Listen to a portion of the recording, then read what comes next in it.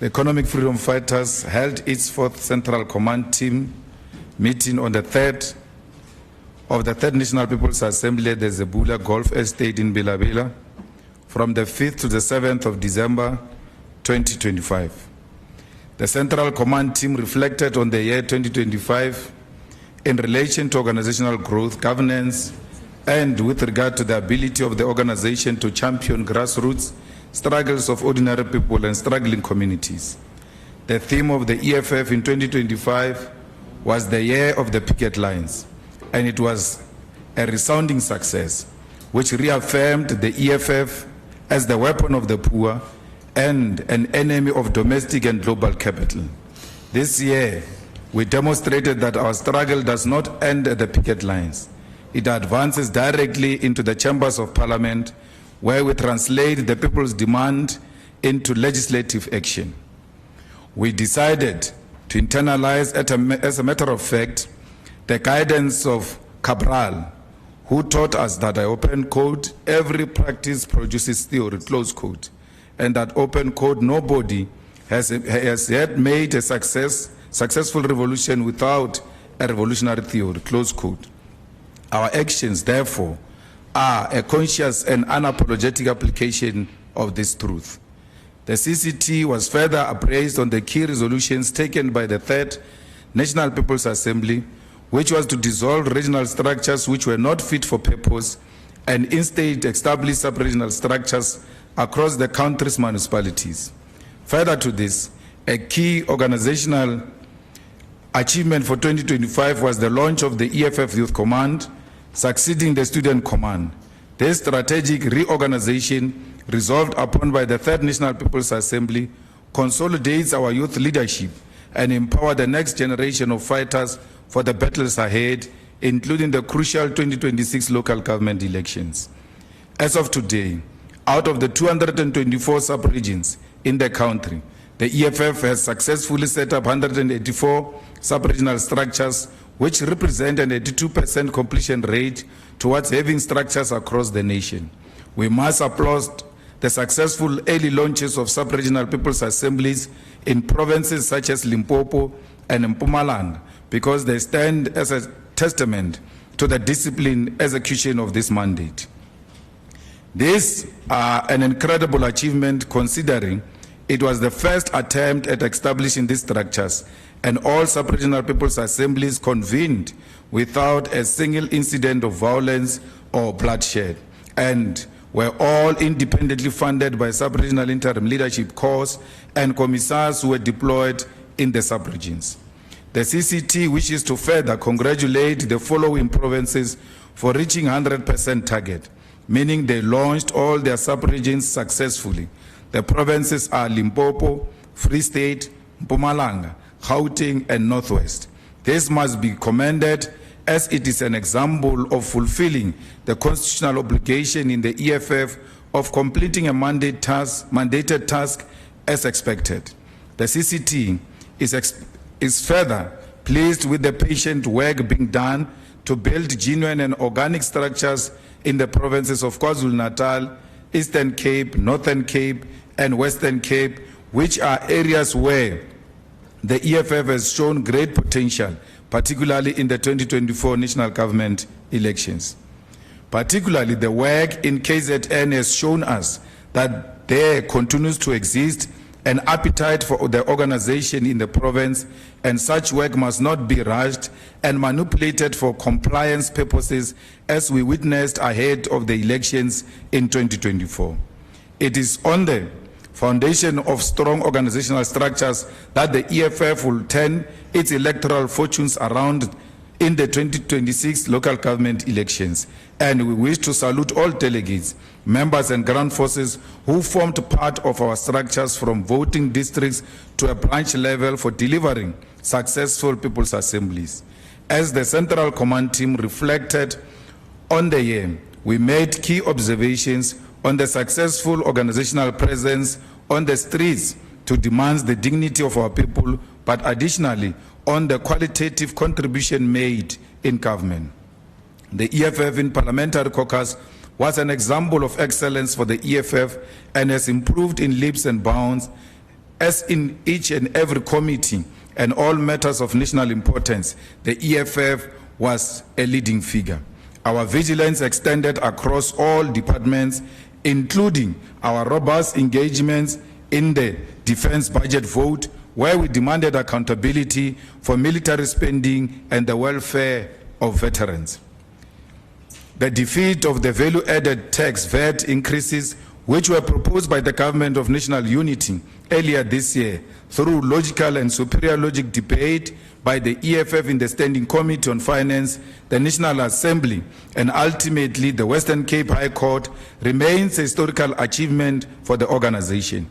It was for the first time that the budget process was subjected to intense scrutiny, and first time that the budget process was subjected to intense scrutiny and revision.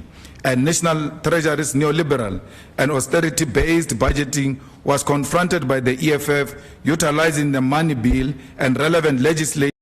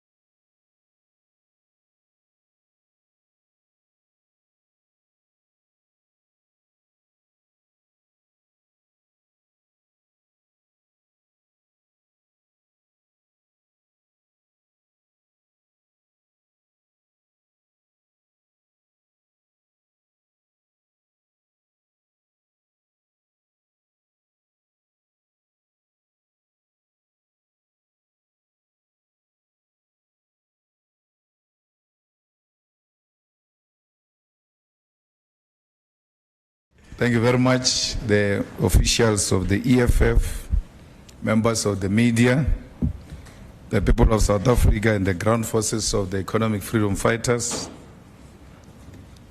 The Economic Freedom Fighters held its 4th Central Command Team meeting on the 3rd of the 3rd National People's Assembly at the 𝐬𝐫𝐞 Golf Estate in Bela from the 5th to the 7th of December 2025. The Central Command Team reflected on the year 2025 in relation to organizational growth, governance, and with regard to the ability of the organization to champion grassroots struggles of ordinary people and struggling communities. The theme of the EFF in 2025 was the year of the picket lines, and it was a resounding success, which reaffirmed the EFF as the weapon of the poor and an enemy of domestic and global capital. This year, we demonstrated that our struggle does not end at the picket lines. It advances directly into the chambers of parliament, where we translate the people's demand into legislative action. We decided to internalize, as a matter of fact, the guidance of Cabral, who taught us that I open quote, every practice produces theory, close quote, and that open quote, nobody has yet made a successful revolution without a revolutionary theory, close quote. Our actions, therefore, are a conscious and unapologetic application of this truth. The CCT was further appraised on the key resolutions taken by the 3rd National People's Assembly, which was to dissolve regional structures which were not fit for purpose and instead establish sub-regional structures across the country's municipalities. Further to this, a key organizational achievement for 2025 was the launch of the EFF Youth Command, succeeding the Student Command. This strategic reorganization resolved upon by the Third National People's Assembly, consolidates our youth leadership and empower the next generation of fighters for the battles ahead, including the crucial 2026 local government elections. As of today, out of the 224 sub-regions in the country, the EFF has successfully set up 184 sub-regional structures, which represent an 82% completion rate towards having structures across the nation. We must applaud the successful early launches of sub-regional people's assemblies in provinces such as Limpopo and Mpumalanga, because they stand as a testament to the disciplined execution of this mandate. This is an incredible achievement, considering it was the first attempt at establishing these structures, and all sub-regional people's assemblies convened without a single incident of violence or bloodshed, and were all independently funded by sub-regional interim leadership corps and commissars who were deployed in the sub-regions. The CCT wishes to further congratulate the following provinces for reaching 100% target, meaning they launched all their sub-regions successfully. The provinces are Limpopo, Free State, Mpumalanga, Gauteng, and Northwest. This must be commended, as it is an example of fulfilling the constitutional obligation in the EFF of completing a mandated task as expected. The CCT is further pleased with the patient work being done to build genuine and organic structures in the provinces of KwaZulu-Natal, Eastern Cape, Northern Cape, and Western Cape, which are areas where the EFF has shown great potential, particularly in the 2024 national government elections. Particularly, the work in KZN has shown us that there continues to exist an appetite for the organization in the province, and such work must not be rushed and manipulated for compliance purposes, as we witnessed ahead of the elections in 2024. It is on the foundation of strong organizational structures that the EFF will turn its electoral fortunes around in the 2026 local government elections, and we wish to salute all delegates, members and ground forces who formed part of our structures from voting districts to a branch level for delivering successful people's assemblies. As the Central Command team reflected on the year, we made key observations on the successful organizational presence on the streets to demand the dignity of our people, but additionally on the qualitative contribution made in government. The EFF in Parliamentary Caucus was an example of excellence for the EFF and has improved in leaps and bounds, as in each and every committee and all matters of national importance, the EFF was a leading figure. Our vigilance extended across all departments, including our robust engagements in the defense budget vote, where we demanded accountability for military spending and the welfare of veterans. The defeat of the value-added tax VAT increases, which were proposed by the Government of National Unity earlier this year through logical and superior logic debate by the EFF in the Standing Committee on Finance, the National Assembly, and ultimately the Western Cape High Court, remains a historical achievement for the organization. It was for the first time that the budget process was subjected to intense scrutiny, and first time that the budget process was subjected to intense scrutiny and revision. And National Treasury's neoliberal and austerity-based budgeting was confronted by the EFF, utilizing the money bill and relevant legislation.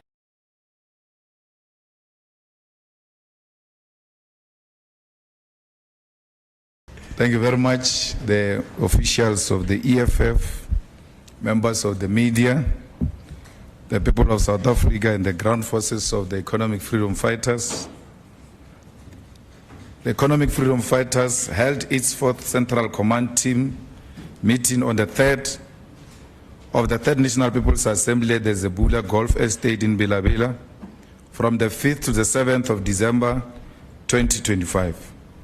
The Central Command team reflected on the year 2025 in relation to organizational growth, governance, and with regard to the ability of the organization to champion grassroots struggles of ordinary people and struggling communities. the theme of the EFF in 2025 was the year of the picket lines, and it was a resounding success, which reaffirmed the EFF as the weapon of the poor and an enemy of domestic and global capital. This year, we demonstrated that our struggle does not end at the picket lines. It advances directly into the chambers of parliament, where we translate the people's demand into legislative action. We decided to internalize, as a matter of fact, the guidance of Cabral, who taught us that I open quote, every practice produces theory, close quote, and that open quote, nobody has yet made a successful revolution without a revolutionary theory, close quote. Our actions, therefore, are a conscious and unapologetic application of this truth.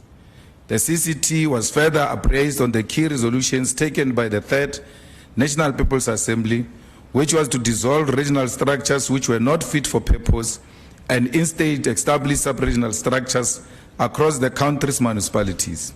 Further to this, a key organizational achievement for 2025 was the launch of the EFF Youth Command, succeeding the Student Command.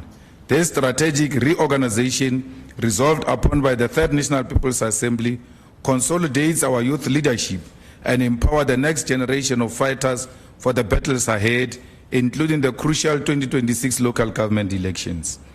As of today, out of the 224 sub-regions in the country, the EFF has successfully set up 184 sub-regional structures, which represent an 82% completion rate towards having structures across the nation. We must applaud the successful early launches of sub-regional people's assemblies in provinces such as Limpopo and Mpumalanga, because they stand as a testament to the disciplined execution of this mandate. This is an incredible achievement, considering it was the first attempt at establishing these structures, and all sub-regional people's assemblies convened without a single incident of violence or bloodshed, and were all independently funded by sub-regional interim leadership corps and commissars who were deployed in the sub-regions. The CCT wishes to further congratulate the following provinces for reaching 100% target, meaning they launched all their sub-regions successfully. The provinces are Limpopo, Free State, Mpumalanga, Gauteng, and Northwest. This must be commended, as it is an example of fulfilling the constitutional obligation in the EFF of completing a mandated task as expected. The CCT is further pleased with the patient work being done to build genuine and organic structures in the provinces of KwaZulu-Natal, Eastern Cape, Northern Cape, and Western Cape, which are areas where the EFF has shown great potential, particularly in the 2024 national government elections. Particularly, the work in KZN has shown us that there continues to exist an appetite for the organization in the province, and such work must not be rushed and manipulated for compliance purposes, as we witnessed ahead of the elections in 2024. It is on the foundation of strong organizational structures that the EFF will turn its electoral fortunes around in the 2026 local government elections, and we wish to salute all delegates, members and ground forces who formed part of our structures from voting districts to a branch level for delivering successful people's assemblies.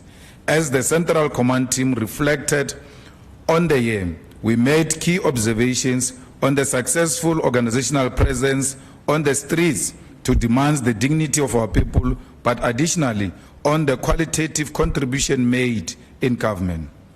The EFF in Parliamentary Caucus was an example of excellence for the EFF and has improved in leaps and bounds, as in each and every committee and all matters of national importance, the EFF was a leading figure. Our vigilance extended across all departments, including our robust engagements in the defense budget vote, where we demanded accountability for military spending and the welfare of veterans. The defeat of the value-added tax VAT increases, which were proposed by the Government of National Unity earlier this year through logical and superior logic debate by the EFF in the Standing Committee on Finance, the National Assembly, and ultimately the Western Cape High Court, remains a historical achievement for the organization. It was for the first time that the budget process was subjected to intense scrutiny, and first time that the budget process was subjected to intense scrutiny and revision.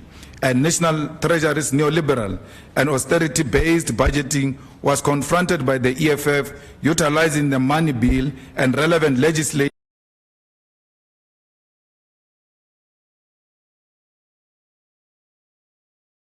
Thank you very much, the officials of the EFF, members of the media, the people of South Africa, and the ground forces of the economic freedom fighters.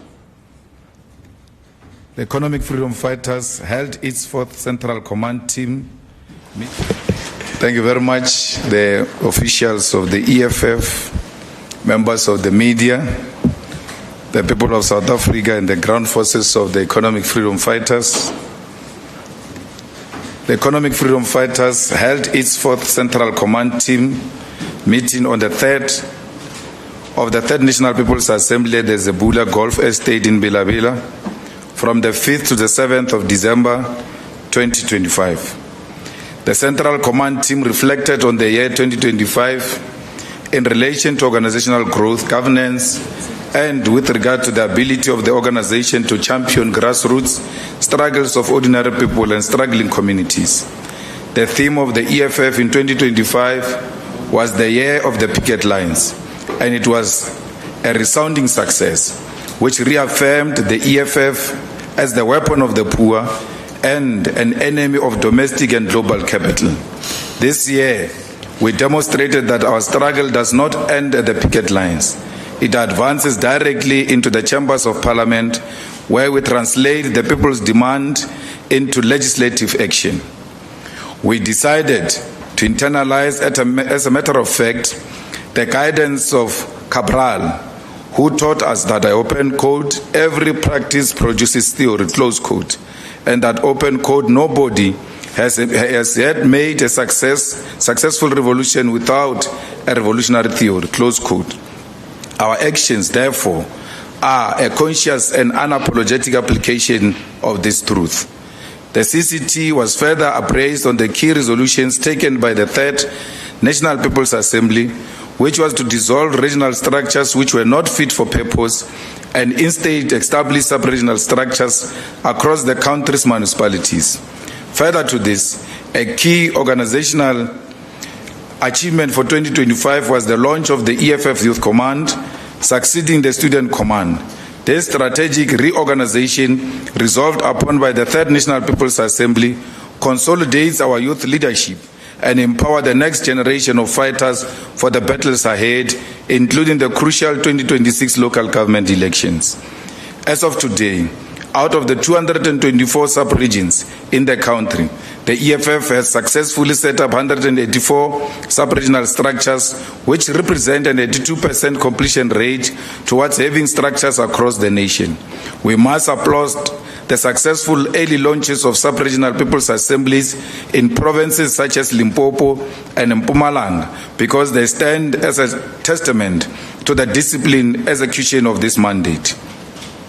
This is an incredible achievement, considering it was the first attempt at establishing these structures, and all sub-regional people's assemblies convened without a single incident of violence or bloodshed, and were all independently funded by sub-regional interim leadership corps and commissars who were deployed in the sub-regions.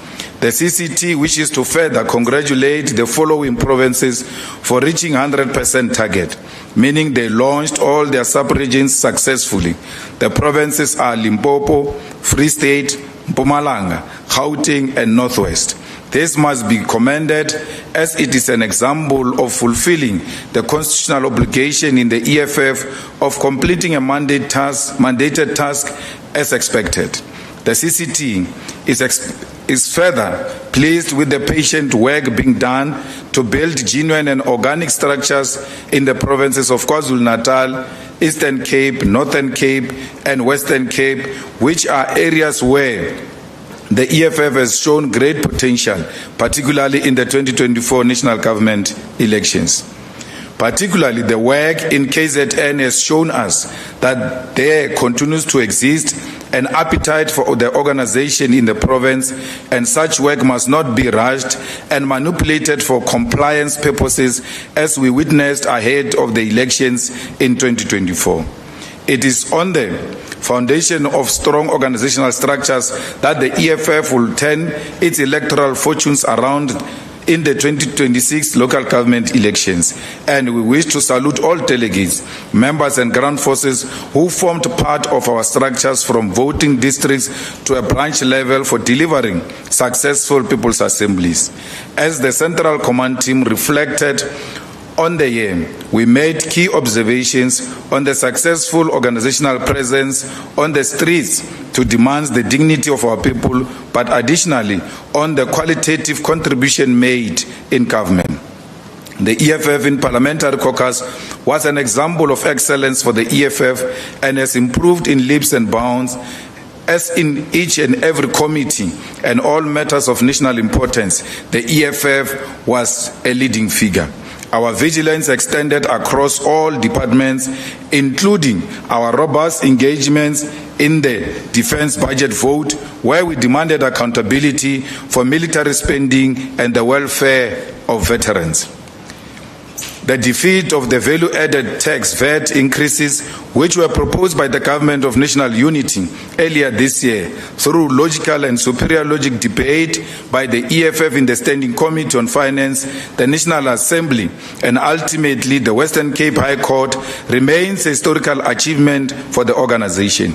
It was for the first time that the budget process was subjected to intense scrutiny, and first time that the budget process was subjected to intense scrutiny and revision, and National Treasury's neoliberal and austerity-based budgeting was confronted by the EFF, utilizing the money bill and relevant legislation to protect poor and middle-class people.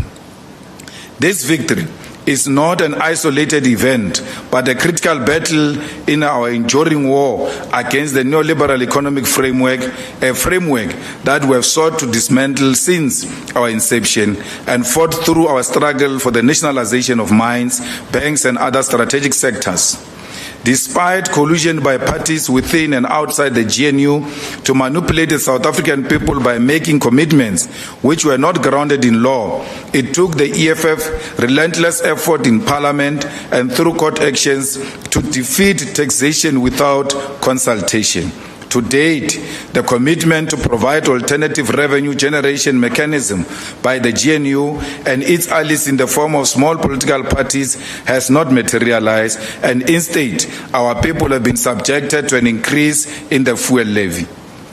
The EFF will be vigilant in the 2026 budgeting process and will make sure we defend our people against aggressive taxation, austerity, and a budget that represents stagnant growth and does nothing to address massive unemployment.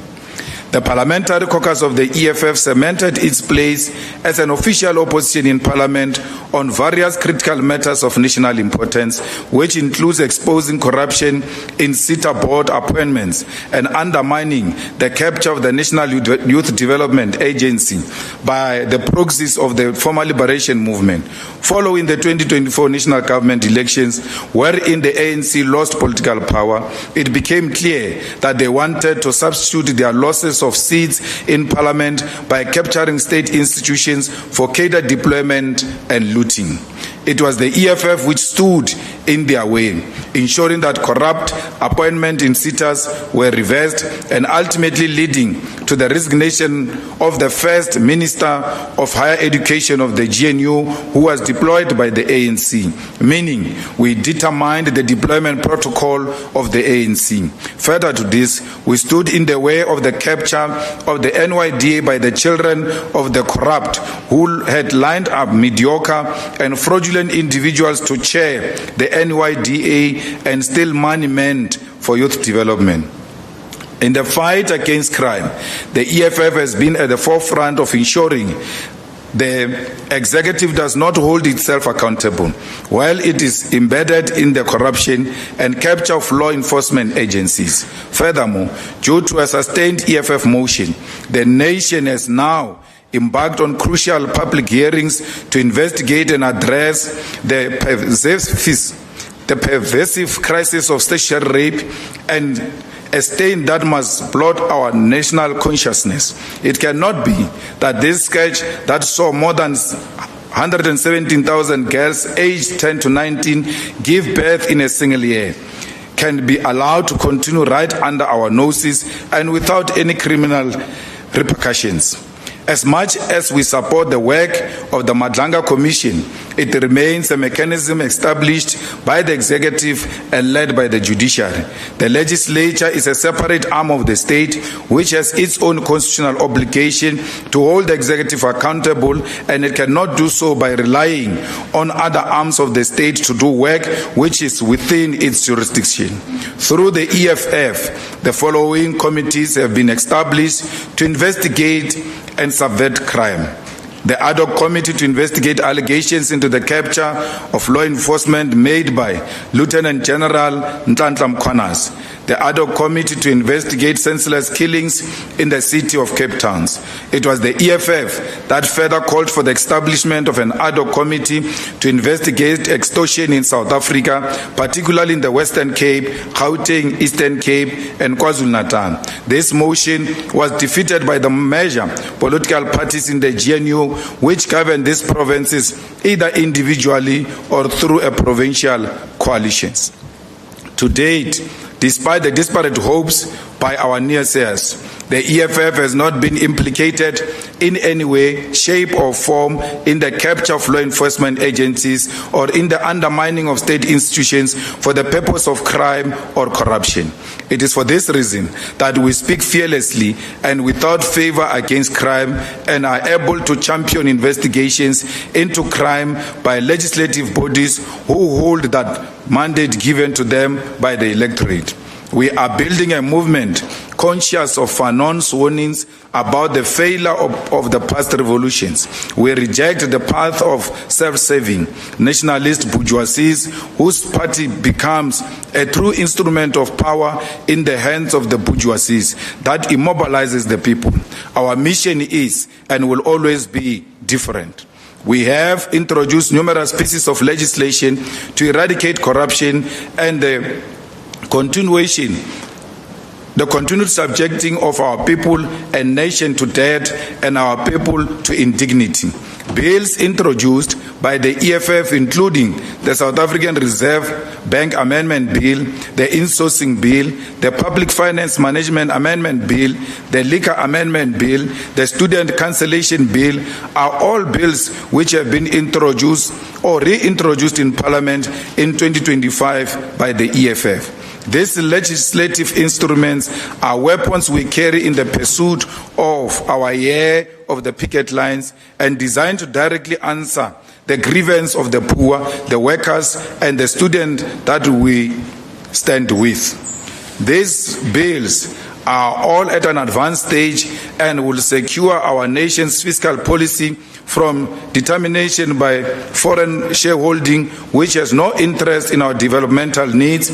They will release our country from the corrupt tendering system practiced by the state institutions. The bills will put an end to the surrendering of our sovereignty to foreign financial institutions. They will put an end to the popularizing of alcohol through advertising, and they will finally put an end to sacrificing of students to crippling debt. The EFF has additionally exhibited superior performance in local government, where we have been able to secure positions of government within mayoral executives, particularly in the cities such as Johannesburg, Tshwane, Ekurhuleni, eThekwini, and Nelson Mandela Bay.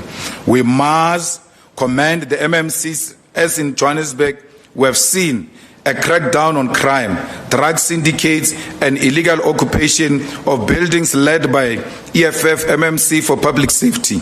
Additionally, the EFF MMC for health in the city of Johannesburg has established the first state-of-the-art 24-hour clinic in the city, while leading important initiatives to promote primary health care and disease prevention.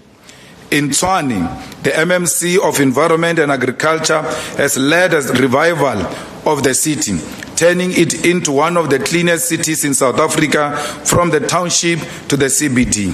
Our MMC of Health has rooted out shops which sell food which is a threat to our people's lives, shut down brothels and outlets which abuses young women, and has led to the establishment of the new Lusaka clinic in Mamelodi, whose contribution has been delayed since 2017. In Ekurhuleni, our MMC for water leads responsive city which saves millions of liters of water by fixing leakages, and has been leading in the commissioning of new water reservoirs in Ekurhuleni, as opposed to the 59 municipalities flagged by the Auditor General for spending 2.3 billion on water tankers.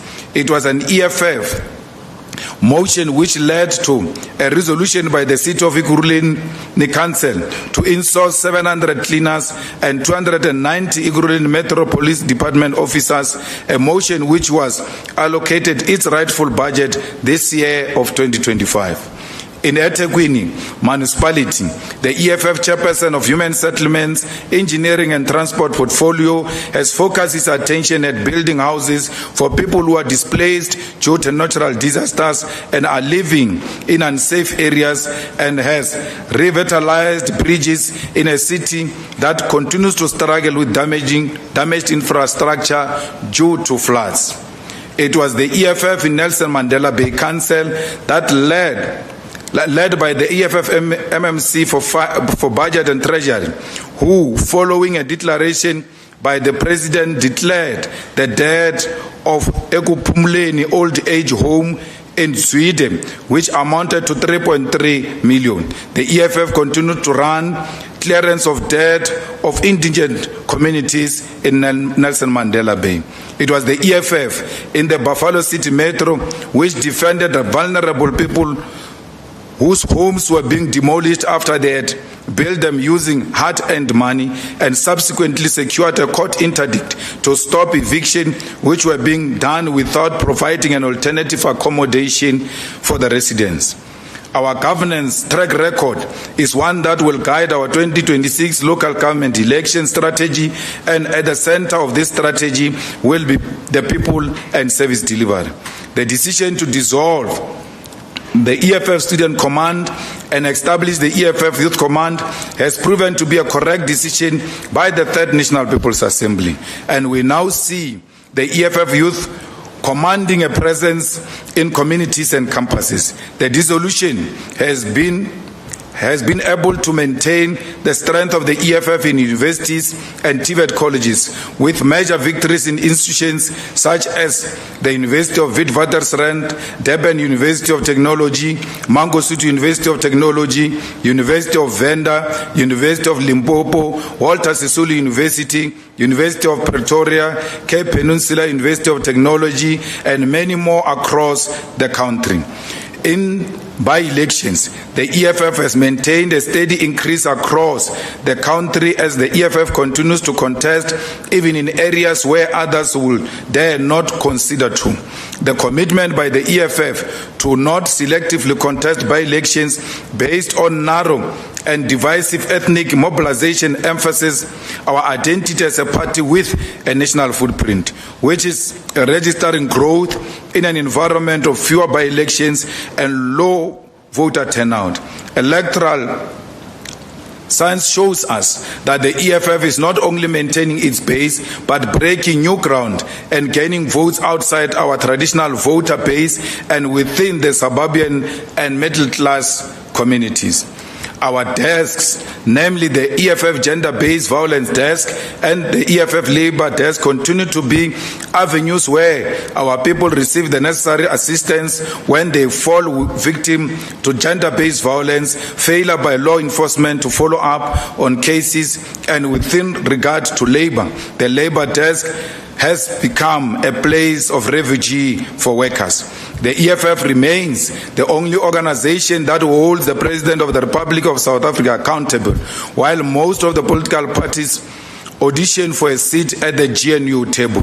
The Phala matter, which was covered up using a parliamentary majority in an irrational manner that undermines the Constitution, is still at the Constitutional Court, a year after the EFF took it on review. This goes against the norms and standards of our courts, which dictate that judgments must be handed down within 3 months of a matter being heard.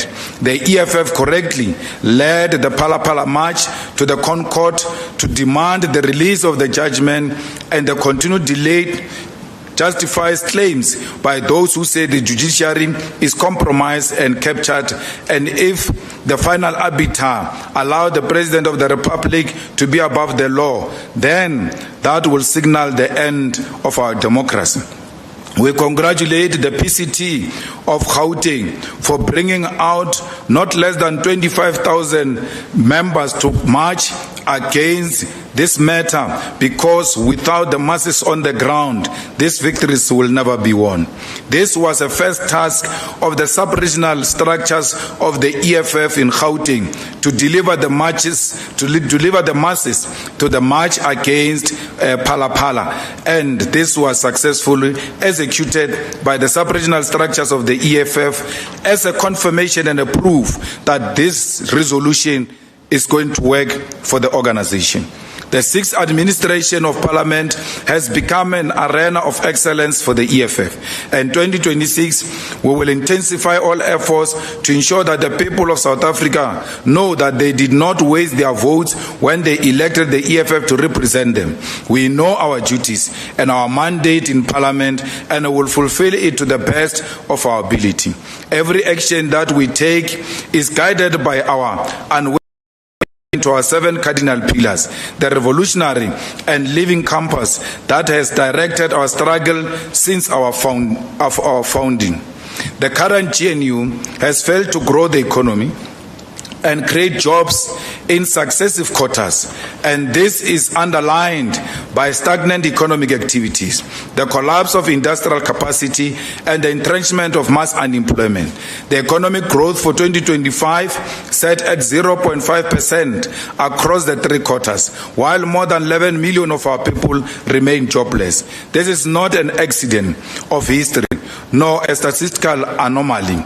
It is a deliberate outcome of a political arrangement whose purpose is to protect a colonial economic architecture while denying the black majority access to productive participation in the economy. This arrangement is what Fanon identified as the core blockage on the horizon. What matters today, the issues which blocks the horizon, is the need for a redistribution of wealth. The GNU exists to prevent this redistribution. The GNU is not a break from the past. It is a continuation of an agenda that predates the 2024 elections. Under the illusion of renewal, the GNU reaffirms the same neoliberal commitment that have suffocated our country for a decade.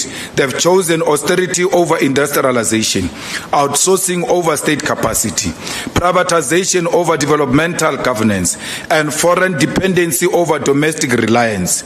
The result is predictable: stagnant growth, crumbling infrastructure, collapsing state-owned entities, and an economy defined by extraction without production. The GNU governs as though the working class is disposable. It has reversed the hard-won gains of labor and reduced economic dignity to a privilege reserved of the elites. Workers now face a cruel binary: accept wages that guarantee poverty or remain unemployed indefinitely. In either case, capital triumphs while communities suffocate. This is not development, it's a structural exclusion. We are happy that the workers rejected the COSATU rally in Soweto, which was attended by the leadership of COSATU and the President of the Republic.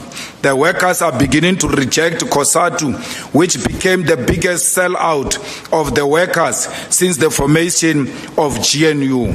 We say to the leadership of COSATU, you must be ashamed wherever you are, and you must listen to those silent voices of the workers who refuse to attend your anniversary because you have turned your back against them because you are looking for a seat in the GNU.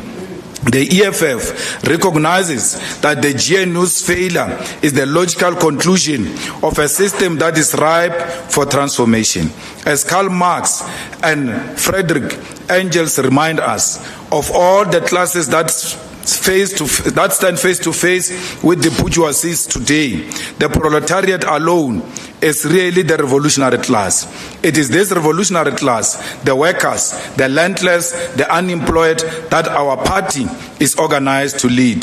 There is no industrial policy, no serious program for localization, no commitment to build productive capacity, and no vision to mobilize domestic capital towards manufacturing, agro-processing, pharmaceuticals, energy, or rail.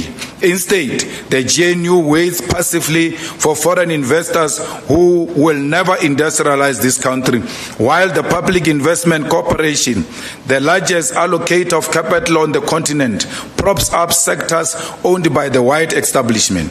The state refuses to lead development because doing so threatens the interest of the few who designed these coalitions.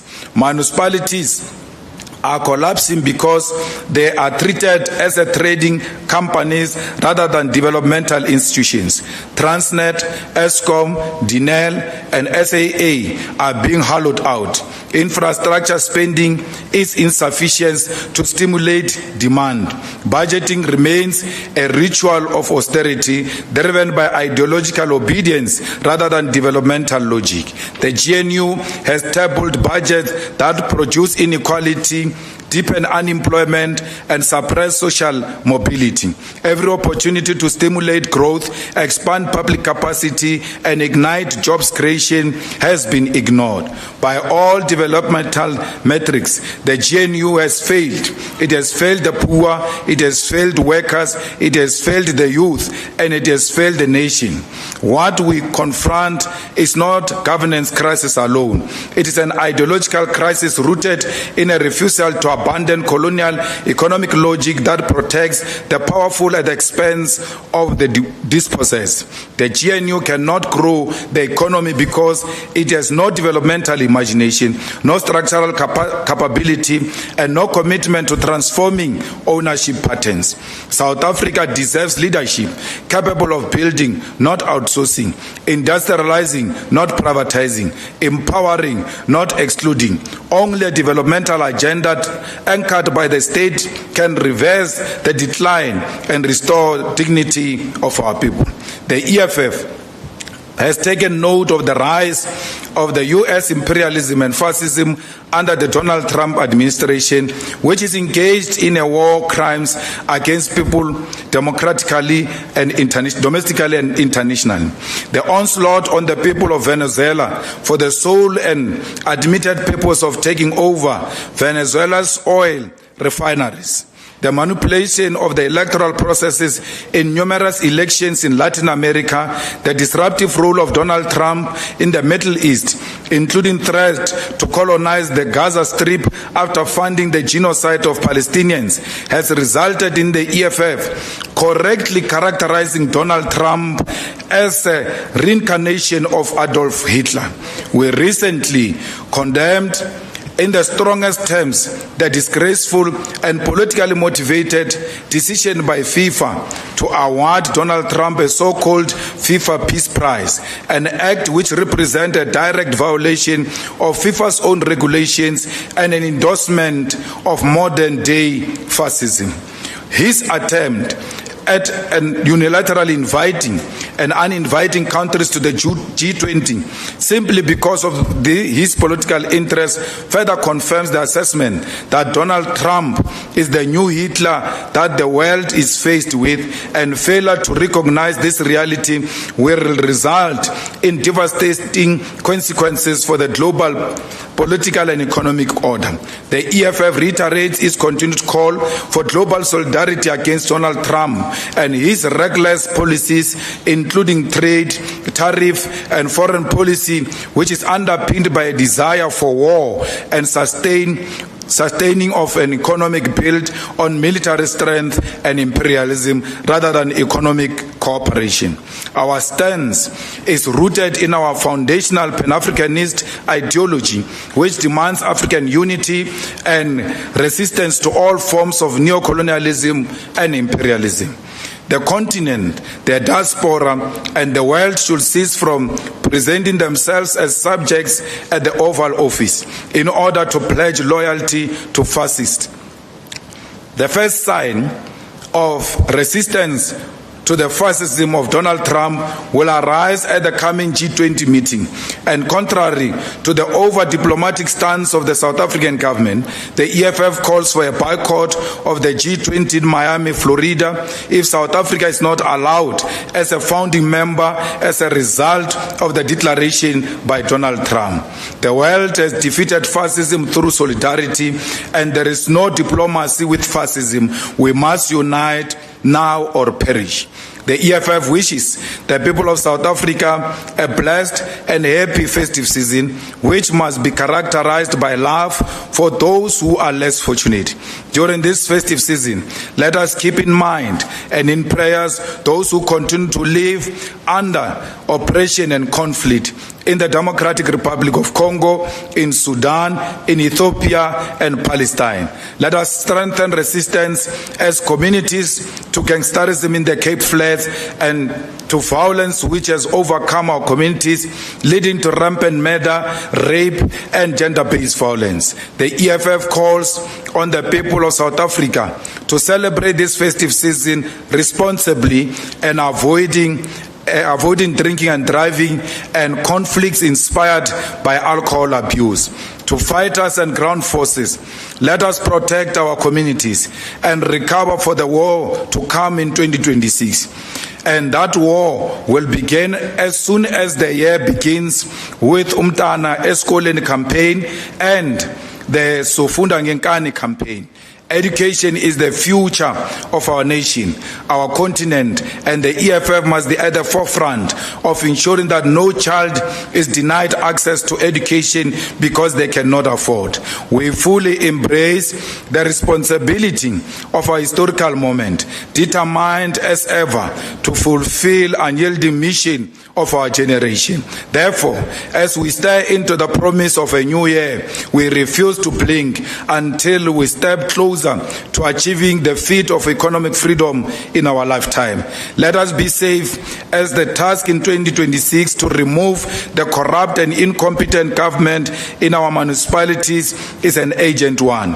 It demands that our fighters dare not fail in this revolutionary movement. This press conference constitutes the formal organizational activities for the 2025, and this press statement is a statement of closure to a successful year. The last mission lies with our two members of the legislature in KwaZulu-Natal. They must support the motion of no confidence against the provincial coalition. The support for the motion of no confidence in KwaZulu-Natal is not a support for MK. It's a support against the neoliberal forces that came together to form a government against the wishes of the people of KwaZulu-Natal. Whether we like it or not, the MKP got majority vote in KZN, and whether there is capacity in the MKP or not is none of our business. The people of KwaZulu-Natal love them the way they are. DA must never threaten us with protest as if we have no capacity to organize the counter-protest against them. When they passed a motion of no confidence in Gauteng against the Panyaza Lesufi government, we never organized protest. We allowed them to exercise their democratic right. They must never dare us, because we'll meet them toe for toe on the streets. Thank you very much.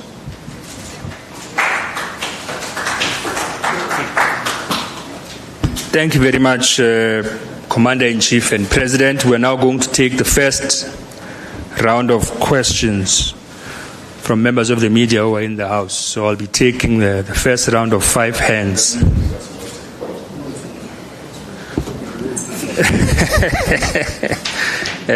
Can I see the hands? You'll be number 1, you'll be number 2, you'll be number 3, you'll be number 4, you'll be number 5. Let's move swiftly. Number 1. Good morning. Good afternoon. It's Al Faramushwana here, a journalist at Eyewitness News. Mr. Malema, we saw at the White House that former President Donald Trump pulled out EFF footage as a reason to consider sanctions against South Africa. You are now describing him as a new Hitler. Are you not concerned that such statements could possibly provoke further hostility towards South Africa? And secondly, what do you think is the appropriate sanction that could be imposed to 𝐬𝐿𝐵𝐿𝐵, who is accused of luring men to the Russian front lines? Thank you. Number 2. No, thank you very much, President. My name is Lunga. I'm from the Mail and Guardian. President, I think you just took out the question that I had on the issue of KZN. Will you be mobilizing the ANC, because you might be needing support from the ANC to actually remove Thami Ntuli as Premier? And the second question would be, what is your stance on the visit? I know the king of Abathembu, Limpopo, is one of the kings that you visited quite several times. What is your stance on his visit to Israel? And thirdly, we know about the court judgment against you that in the firearm case. If the court sanctions that you go to prison, is it something that you're going to challenge, or as a revolutionarist, would you be willing to go there to serve time? And on a lighter note, President, it's a closing of the year. Don't come for me. Please. But it was very strange not to see you at the ad hoc committee when 𝐮𝐵IA was there. Was there a reason of some sort that you didn't attend when 𝐮𝐵IA was there? Thank you very much. Number 3.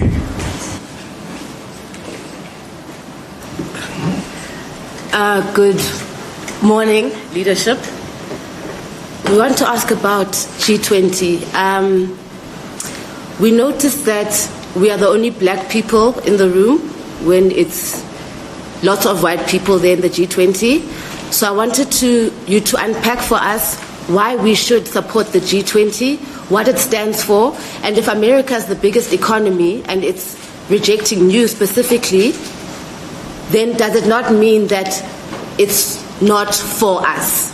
Because the EFF pushes Africanist politics, and if G20 is rejecting you, then does that not mean that as a collective we should be rejecting them? Thank you. Number 4. Alfred, can switch off your mic. �dz'𝐭 Mhlaba from Newsroom Africa.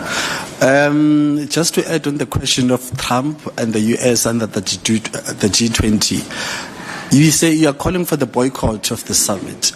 What strategies or what practical steps do you think South African government should take in terms of supporting that boycott?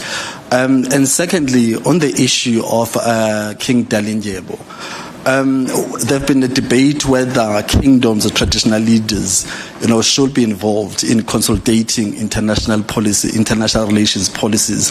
What's your take on how international relations policies are consolidated through various sectors, whether we're talking about government and traditional leadership? Thirdly, in terms of preparing for the local government elections, are you going to take any steps in terms of restructuring some of the provinces, structures that have not been doing well, but also 𝐾ZN specifically. Are you happy with how the leadership there has done throughout the by-elections, but also the Eastern Cape? You're also mentioning that you're making inroads in suburban areas. Can you give us more specific strategies in terms of how you're going to infiltrate those communities further? Thank you. Number 5. Good afternoon. My name is Refilo Muchwari. I'm from Journal News. It's a newspaper in Free State, Northwest and Northern Cape. CIC, with regards to, the preparations for the local government, what are your thoughts on new political parties that are being formed, particularly those that are break away from the EFF, for example, the Maibuye party? Do you think that this is going to, or this might reduce the EFF votes during elections? And my second question would be with regarding the ad hoc committee on Madlanga Commission. Do you have any kind of relationship with Kat Matlala? Thank you. President.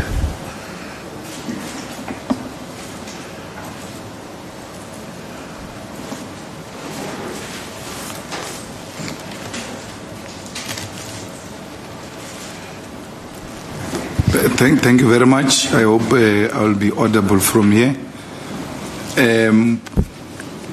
Look, the footage that is being played at the Oval Offices is being used to peddle lies about South Africa. And therefore, that cannot be used to persuade us to retreat from our stance, because there is nothing that we are saying which will strengthen the case for South Africa against Trump's position, which is very clear, of isolating South Africa. It doesn't matter what you say. It doesn't matter what you do. The man has taken a decision to go against South Africa, not for what the EFF says, for the South African government position against Israel. Taking the Israeli government to International Court of Justice is what has offended the USA. The relationship of South Africa with China, with Russia, with Brazil and India, our participation in BRICS is what has offended the USA. So it doesn't matter whether the EFF video is played or not. That is actually trying to find a reason, because you have no other reason to attack South Africa. I don't think there is anything we have done or anything we have said that will worsen the situation between South Africa and Adolf Hitler of a modern day called Donald Trump. So it doesn't matter how many times you go to the Oval Office. Our president went there with his clowns to go and try and explain themselves, and it didn't work. The biggest clown of all of them is 𝐼𝐶𝐬𝐿, who came to me at the funeral of D.D. Mabuza, unprovoked, and said to me, no, after that Oval Office meeting, Trump has assured her that he's going to attend even Elon Musk, who's her friend. I don't know how they're friends, whether she was being boastful to me or what, for what purpose, I don't know. Assured her that Trump is going to attend the G20. I'm talking here a minister of state security who has got no capacity to actually detect that there is no such a thing that is going to happen at the G20. So really, South Africa must just assume its position and concentrate on internal investment, beneficiation, grow our economy, while we are still trying to find other international trading partners. This is not going to end with Donald Trump as regime. Whoever says when Donald Trump leaves, this will change, it's not true. You know that Israel controls the USA. Whoever is going to come after Trump, he's going to be told that South Africa is hostile to Israel and therefore America has got no business with South Africa. So for as long as South Africa maintains its position against Israel, you must know that whatever happens, even if Trump dies tomorrow, we're still in a serious crisis for a very long time, and we need to prepare ourselves for this battle which is ahead and which needs to be confronted with determination and without fear.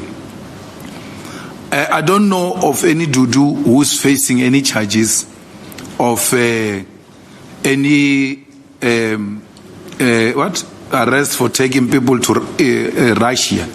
I saw people opening cases against him. And I'm very conflicted because Dudu, anyway, she's my friend. So maybe SG should have responded to that one. So I just saw people line up, going to a police station to open a case. And then I saw her also line up to open a case against another person and all of that. So as far as I'm concerned, SG, unless I'm wrong and I can be corrected, there are no charges against Dudu Zille for taking people to Russia. So let's not be ahead of ourselves.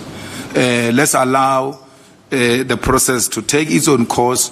And if she's charged, and if she's engaged in illegalities, the law must take its own course. And she must be held accountable if she has done that. But until then, let's not be driven by some excitement. Let's wait until we hear. I know she's in court for I see you, for tweeting I see you, July unrest, and then they said she incited the violence. And then they charge her for something she said after. So the violence takes place, and then they burn a truck or they steal chickens from a truck or a mall or something. Then she says after, I see you. Then they say that tweet incited the stealing of chicken. But by the time she said, I see you, the chicken was stolen. So I'm still to understand what really is going on there. You are unnecessarily going to make Dalimpo a hero out of a non-existing case. So that's my issue. But well, she's before courts, and she's going to answer to that. We support, I said, the motion of no confidence. You know, you need to differentiate between supporting a party and supporting a motion. So there is a motion on the table, irrespective of who put that motion. If the motion makes sense to the EFF, we'll support it. We supported a motion in Parliament of motion of no confidence against Zuma put by DA, which we have serious ideological differences with. But the motion at the time made sense, and we supported it. The motion in Gauteng didn't make sense. Panyaza has made blunders. Panyaza is not our favorite cup. If there was a way, we should have our own preferred premier as the EFF. But you're not going to use your issues with the ANC in Gauteng to destabilize government for political expediency. We're not going to allow that. And therefore, we refuse to align ourselves with that motion. We are an organization inspired by superior logic. It doesn't matter who you are. If you make sense, we'll agree with you. We're not petty like that. We're not kids. We're not girlish. We're not girls in high school It doesn't matter how you agree or disagree with them, as long as you don't agree with them on something, you disagree on everything. That's not us. We're not boyish, who hold boyish differences and take them into a political arena where a logic must reign supreme. So in this case, the Secretary General has been assigned to go to KZN to make sure that motion succeed.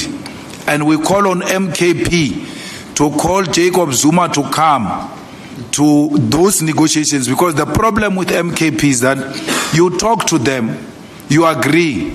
It takes weeks to come back and execute because they are still looking for Jacob Zuma, who's nowhere to be found.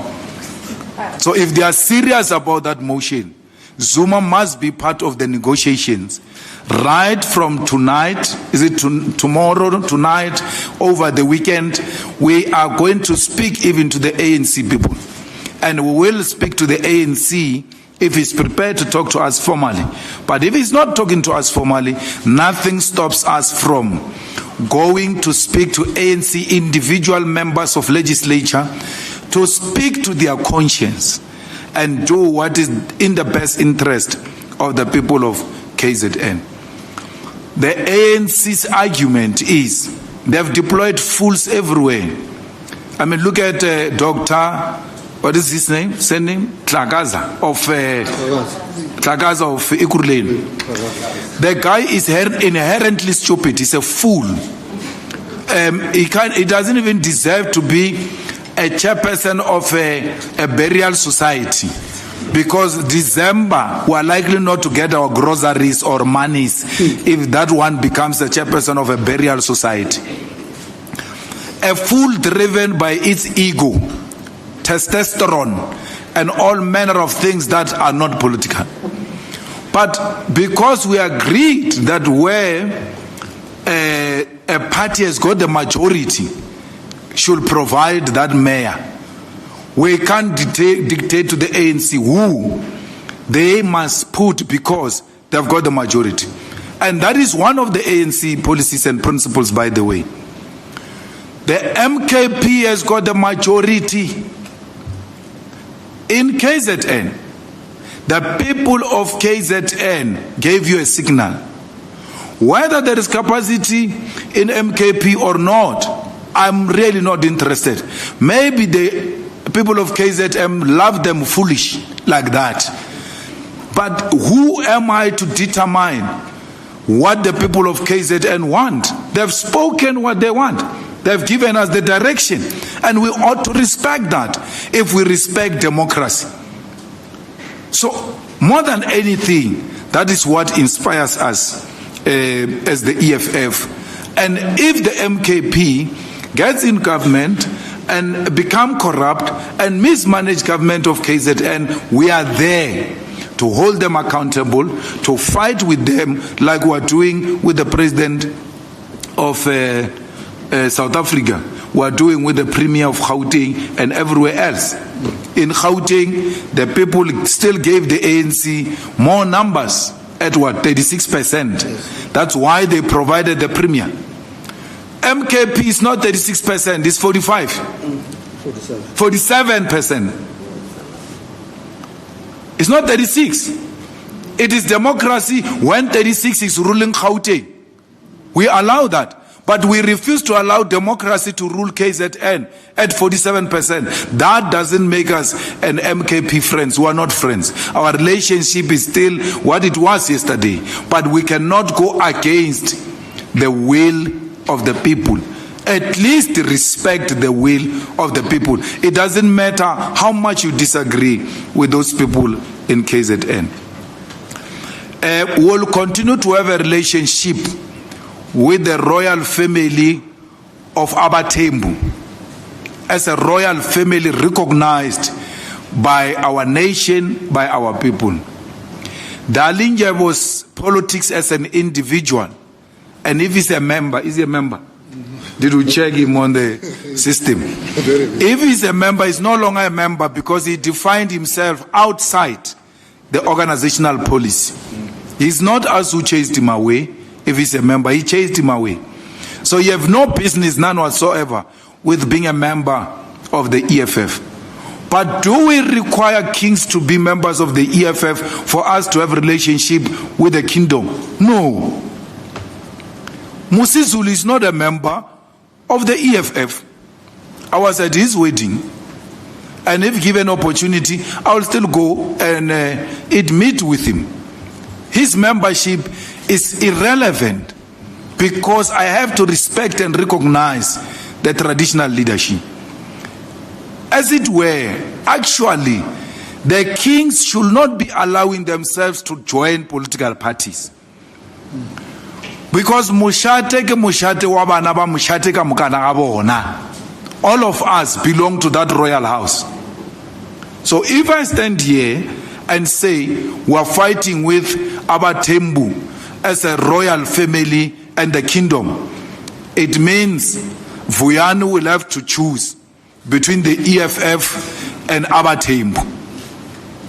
And we cannot do that because of an individual political action of a king who decided to be completely out of order. The king of our temple is not a politically amateur individual. He's a trained soldier. He's from exile. He's politically trained. He understands very well the problem between Israel and Palestine. For whatever reason, he decided to do what he did. We completely disagree with that. And therefore, in our membership system, we will never have an individual who side with Israel. Never, ever.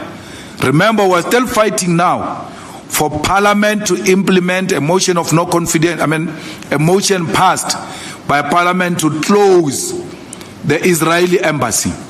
Till to date, Ramaphosa pretends to be fighting Israel's genocide, yet the embassy of Israel is still open against a parliamentary motion that has passed.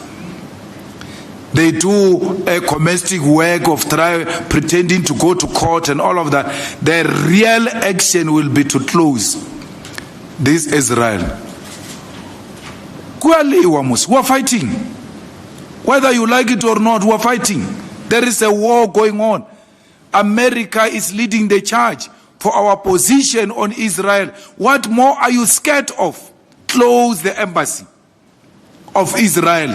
We cannot share a territory. We cannot share our land with murderers. Must never allow that, and then pretend in international platforms as if we are with the victims and the children and women of Palestine. So that's where we are. So you see me tomorrow esbayeni with 𝐷𝐴𝐵𝐴. Don't say, what is that thing they call us? Flip-flopping. Mele nginyathele kukumkani ngikhahlele kukumkani, because that's who we are. It doesn't matter how I feel about his political views. Don't get it twisted.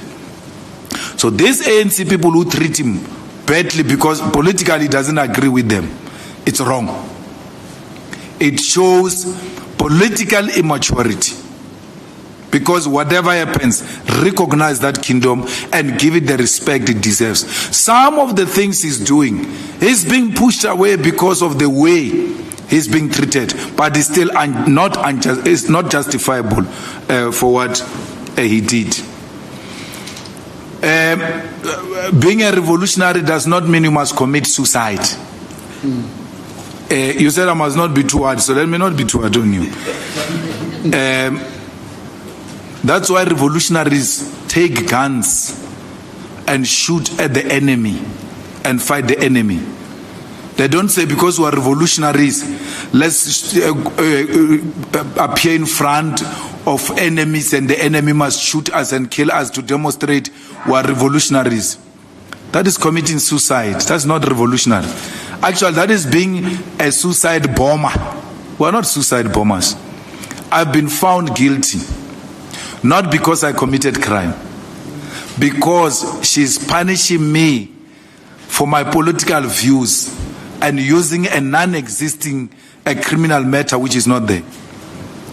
Let me school you a little bit without fighting, so that when you are at holidays, like 𝐬𝐮𝐬𝐽𝐻, you reflect on this thing, but don't announce any dissolution of PKTT. We apply for 174, me and Adrian, 174, to be discharged after the state closed its case. We say the state has not built a case against us, therefore discharge us. She refuses to discharge us and says, when you refuse to give 174, you mean there is a case you must answer. Fair enough. We say, okay, that's fine. I will take the stand and answer my case, which I did. Adrian refuses to answer the question. He says, no, I'm not going to take a stand. In fact, the ballistic expert will answer the case on my behalf. In fact, the gun law expert will answer the case on my behalf. In the judgment, you say that ballistic expert of Adrian did not answer the question. He was the most useless person, which means Adrian did not answer the question even through the ballistic person. Then you say, shame, the gun law expert is such a good gentleman. Is such a good gentleman, and yes, he contributed in the formulation of the gun law, and I can take it that far. Other than that, it's not being useful to me, which means you are dismissing that person who was answering on behalf of the Adrian. The question you said Adrian must answer is still not answered, because you said Adrian has got a prima facie case to answer, which has been built by the state. He still doesn't answer that question. You say, no, discharge, go home. Why didn't you give him 174 at the beginning? Because you said he didn't. There's a question to be answered. He still doesn't answer that question. You say discharge. So that's a level of madness you are dealing with.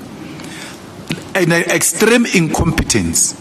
We are preparing now for a pre-sentencing trial. She still has not provided a written judgment.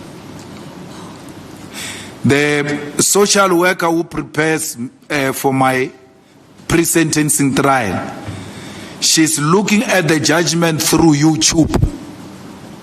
That's the justice I'm faced with. I have to go and then appear on the 23rd and argue why I must not be sentenced. I've got nothing written. When she discharges Adrian, she just says, accused number 2, not guilty, you can go home. But she doesn't say you are not guilty on this charge, because the state failed to prove this case in that they could not provide 1, 2, 3, 4 on this one. On this one, the state did not do 1, 2, 3, 4. She knows if she does that, she's now punching holes on the state case, and that applies on Malema. And I can't punch state holes, case holes for Malema, because I need Malema for racism, because I've got emotional attitude against Malema, and I need to punish him for so many things I don't agree with him. And therefore, I'm not going to venture into the reasons why I gave accused number 2 not guilty verdict. Was seated here, we still not give reasons why accused number 2 was given a not guilty verdict. Because those reasons apply on me. You said accused number 2 gave me a gun.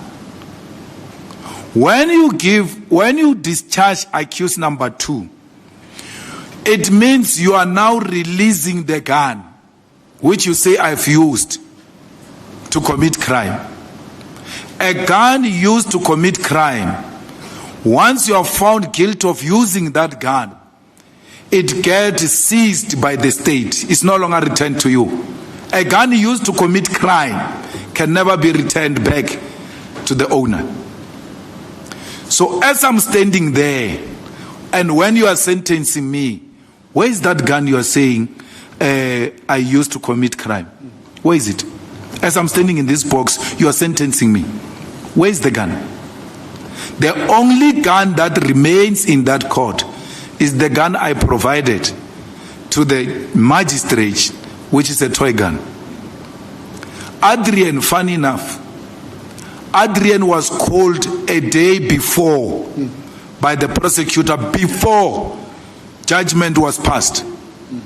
Adrian was called a day before by the prosecutor to come the following day where judgment was going to be passed, to come and fetch the gun. How did the prosecutor know that Adrian was not going to be found guilty and therefore he's got a duty to release the gun? The gun is released as we speak. Remember, you found me guilty with this gun. As I'm standing here, the gun should be standing next to me. Or you have used this to commit crime and therefore put the lives of people under danger. Therefore, I'm sending you to jail for 15 years. Where's the gun? So that's what you're dealing with. That's why I'm going to appeal it.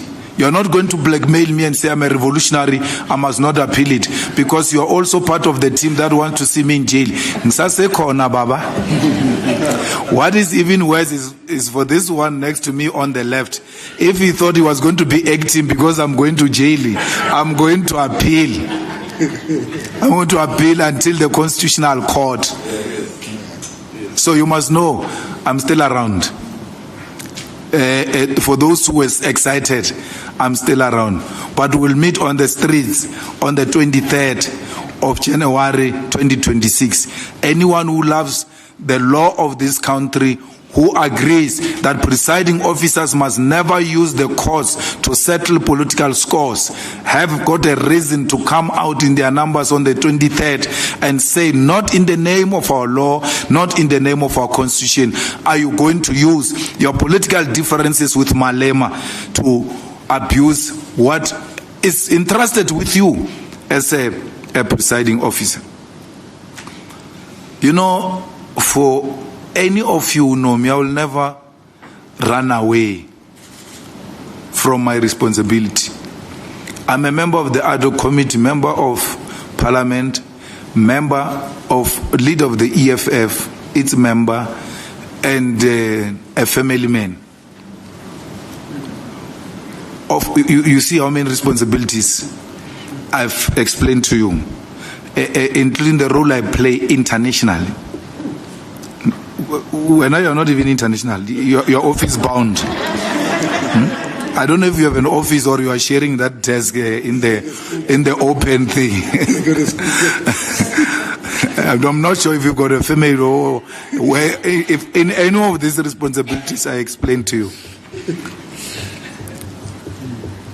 So all of these responsibilities are not going to drown because I'm sitting at the ad hoc committee. I've got a duty to all of this, including a duty to wear a hoodie and go to a school and watch my kids playing a play. I wanted to have a father do that to me. I never had it. And I'm going to do that to my children. That which I longed when I was a father, I will do it for my kids. And no animal is going to stand between me and my children. No one. Because when it comes to my children, I've got a duty to perform that. When it comes to the EFF, I've got a duty to perform that responsibility. When it comes to ad hoc committee, I've got a duty. Now, unlike ad hoc committee, in my family, in the EFF or everywhere else, I don't have an alternate. No. Unless there is an alternate in my family I don't know of. That I will not be held accountable for it. But as far as I'm concerned, I have no alternate. Now, I've got an alternate. If I'm not there, the EFF is there. And our alternate was there. The EFF was there. Leave this obsession with Malema and being pretentious that you like me when you don't like me. When I accepted to be a member, he's not giving other people a chance. Why is being a member? When I'm being a member, yeah, he must come every day. Why is he not here? Hey. I've got a colored lady with capacity, the DSG of the EFF. If you look at what she has done in that ad hoc committee, yeah, shame. She drew us some 10, 15 new votes of colors. Yeah, they like us now, right? EFF is very good with colors. I told her she must be a councillor in El Dorado Park because the way she's so popular with colors now. How was she going to be in a position she is now if at times on critical matters she's not being given an opportunity to shine and show the capacity of the EFF? That these are not just token, they are women with capacity and they are able to confront hardened criminals and hold them accountable.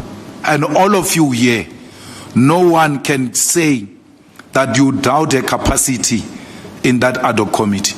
And suggesting why I was not there, as if she was not there, is belittling her and downgrading her and looking down on women and worse, a colored woman. The EFF was there, and therefore that question does not arise unless it's based on sexism and racism. Be careful what you are not asking when you ask that question, because there's something you are not asking. So I'm not scared of Sevilla. Sevilla is messed up. I don't know how Sevilla is going to come out of this one. And if Sevilla was a human being, firstly, he should not have challenged his suspension. Secondly, he should not be putting us through what he's putting us. By now, Sevilla should be packing and going home and negotiating his pensions.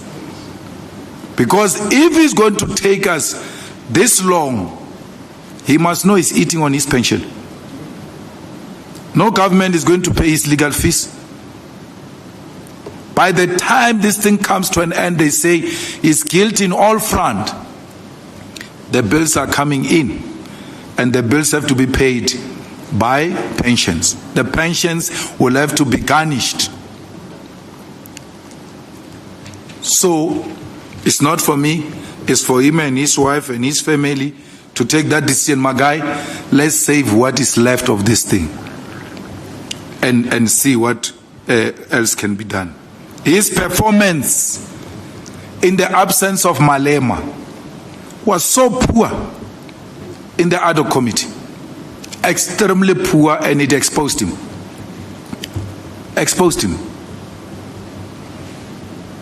So why do you need Malema? Even in the absence of Malema, Sevilla still performs so bad. The ad hoc committee still exposes him. Shame, you know, if Malema was there, it was going to be worse than that. That's what you missed, I understand. But the man still hasn't performed well in the absence of Malema. So if you thought I was staying away because I was rescuing him, or if I stayed away because I wanted to rescue him, it didn't help. It didn't serve any purpose.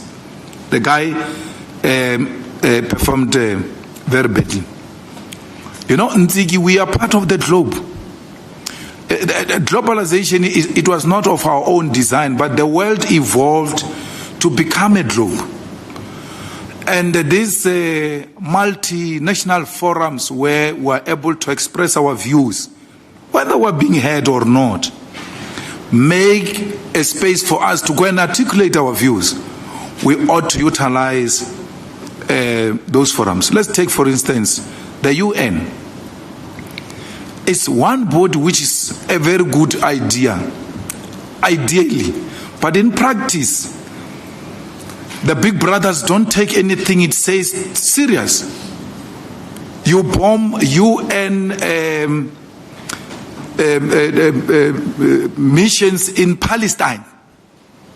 You bomb people who are going to supply food. UN missions. Who are we in the bigger scheme of things? The G20 helps us to engage in global economic matters, to express what could be alternative ways to can get the world better. The G20 that emanates out of the 2008 banking crisis, which plugged the world into an economic crisis, and was trying to find an alternative platform international where such things can be avoided, is now being utilized by a fascist of note to settle political scores. So you will know, Ntsiki, that where we are not wanted, that's where we are going actually. There where America doesn't want us, that's where we want to go. Because it doesn't matter, we want to express our views. It doesn't matter how much veto powers they've got in the Security Council. We want to sit as a permanent member of the Security Council and challenge this thing of veto powers. We know we're not wanted there, but we want to sit there.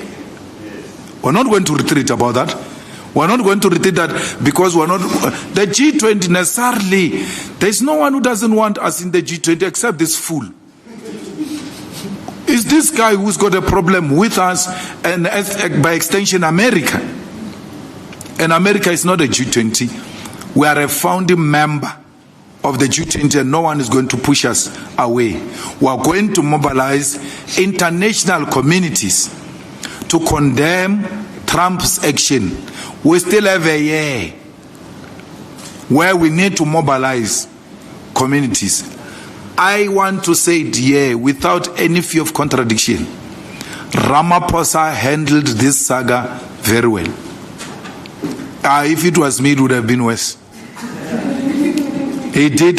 That's what you see, that's the thing with diplomacy and radicalism and all of that. You ought to strike a balance. The guy handled that thing very well, very successfully, in a situation where he was confronted by serious hostility. It's not easy to fight America.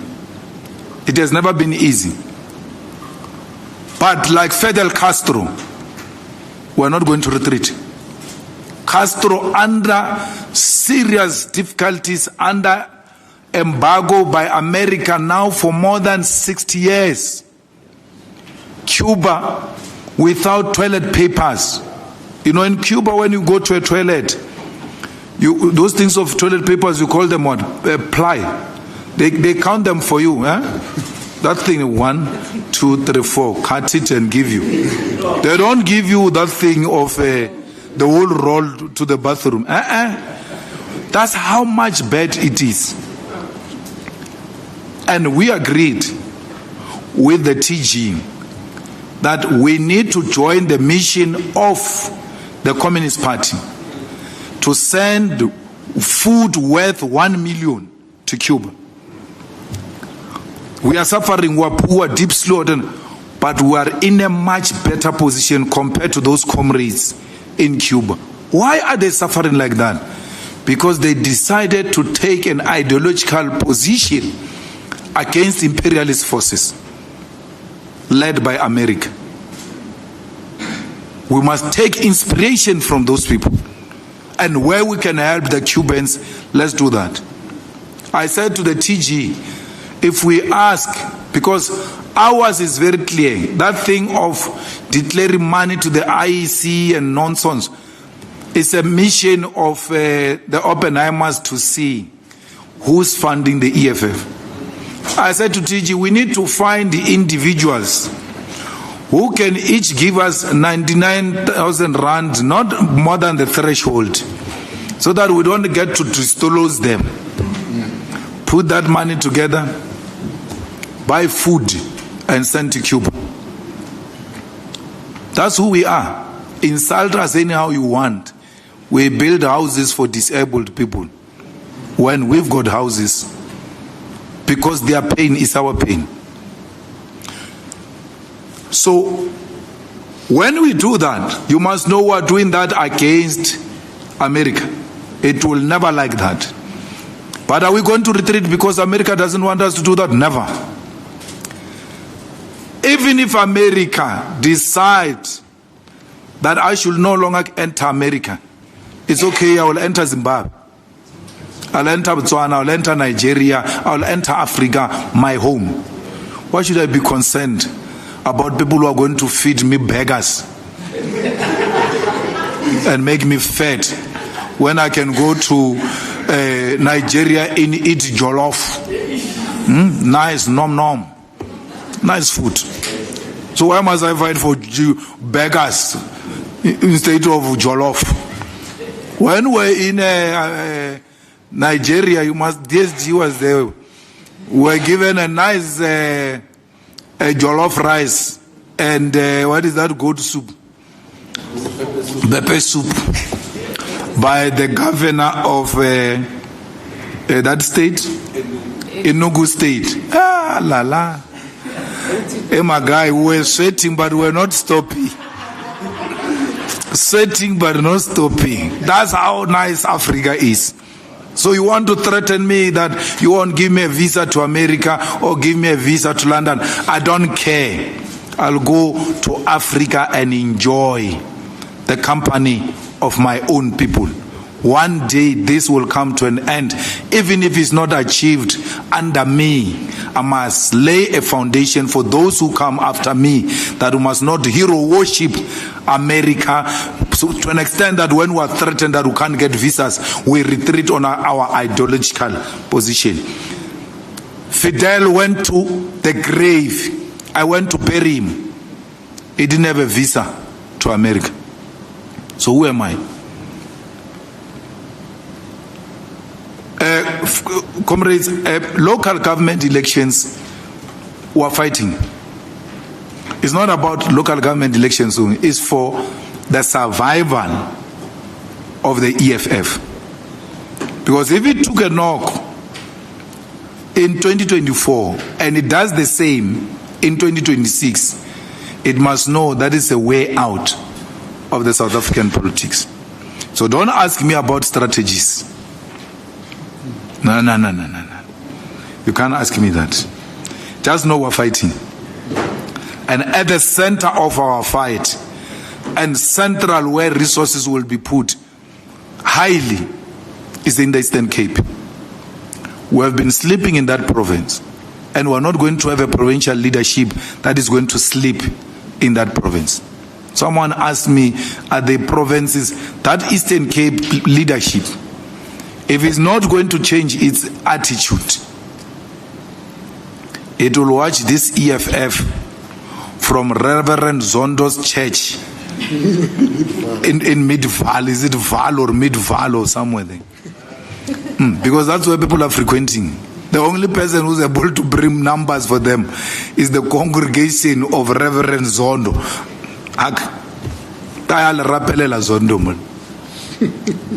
We have no place here for people who want prayers. Want prayers, Zondo is waiting for you there. In return, you shall march in his support for his rape case when he appears in court. Not here. Here, we're not going to loiter around with people of no value and substance. The performance in the by-election of Ekurhuleni yesterday has been sanctioned here now, 2 o'clock, when we're finishing. They are coming here. They must explain what happened. We are in that era where if you lose a single vote of the EFF, you have to come here and explain why. And why must we keep you? Because there are clowns who are running around here in Gauteng, and then who are more into monies than the actual organizational work. So we're not going to harbor such people in the EFF who are going to bring an ANC tendency. Because what made the ANC decline, I can tell you now without fear, it doesn't sanction mediocrity and laziness, ill-discipline. You know, I was in the ANC when I was going through my problems of SARS, of the criminal case in Limpopo and all of that. and then we'll go to the NEC, and on Sunday I'll be in the front pages of all newspapers. Not a single person will ask me, what's wrong with you? Why are you doing the things you're doing? Can you explain this? In the NEC, they will all be there. The president will be there. Everyone will be there. They will still pass like nothing happened. I can tell you now, 𝐵𝐾𝐶𝐿 was at the NGC of the ANC. I can tell you now, no one asked him, why did you take Kat's money, Matala's money? Why did you sleep at Matala? No one. They never do that in the ANC. Hold you accountable. I went to school after the ANC because no one in the ANC has ever said to me, why are you not going to school? Why are you loitering around with this woodwork thing? You're still young. To a credit anyway is Naledi Pando. After I said to her, I said something bad about her. And then I couldn't sleep. That evening my grandmother called me and said, but you don't speak like that about an older person, especially if this person is not speaking like that out of her own wish. That's who she is. You have to go to that woman and apologize to her. We went there with Pulema. I used to have a good friend in the ANC called Good Pulema. We looked for her and she called us somewhere. She was in a meeting. We went. And I went to apologize to her. Pule was there. And I can't remember if Magatka was there or whoever. Then after we spoke for too long, she said, no, I understand you. It's okay. I understand. That's fine. Can you all excuse us? Go outside. And she said to me, Julius, why are you not going to school? You're too young. Go to school. No one has ever said that to me. And that's what declined. That's what led to the decline of the ANC. They never hold anyone accountable. We catch a boy who has been fraudulently using his qualifications in the NYDA, wanting to be a chairperson of an NYDA from Mpumalanga. He's the TG of the Youth League. I can guarantee you now, no one has called that boy after that expose in Parliament. No one in the ANC has called that boy, come here. What is this nonsense? You see, this one who's chairing the press conference here, he doesn't have a driver's license. Doesn't have. In the past CCT, his issue was a subject of discussion. How are you going to drive around and serve the people? Because driving is not luxury, it's a necessity. It's a life skill. It's like swimming. Someone was asking me, do you know swim in those rivers? Someone asked him, he will never leave this EFF and say, but you are in the EFF and you don't know how to drive. And he says, he won't say, I will never. You must ask Mbuyiseni actually. I said to Mbuyiseni, you have to drive. Mbuyiseni says, why? I don't see a need.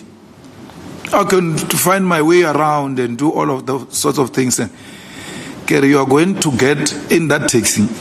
You are going to find some crazy fanatic of Jacob Zuma who's going to press you at the beggar. What is that nonsense you are speaking about, Jacob Zuma in Parliament?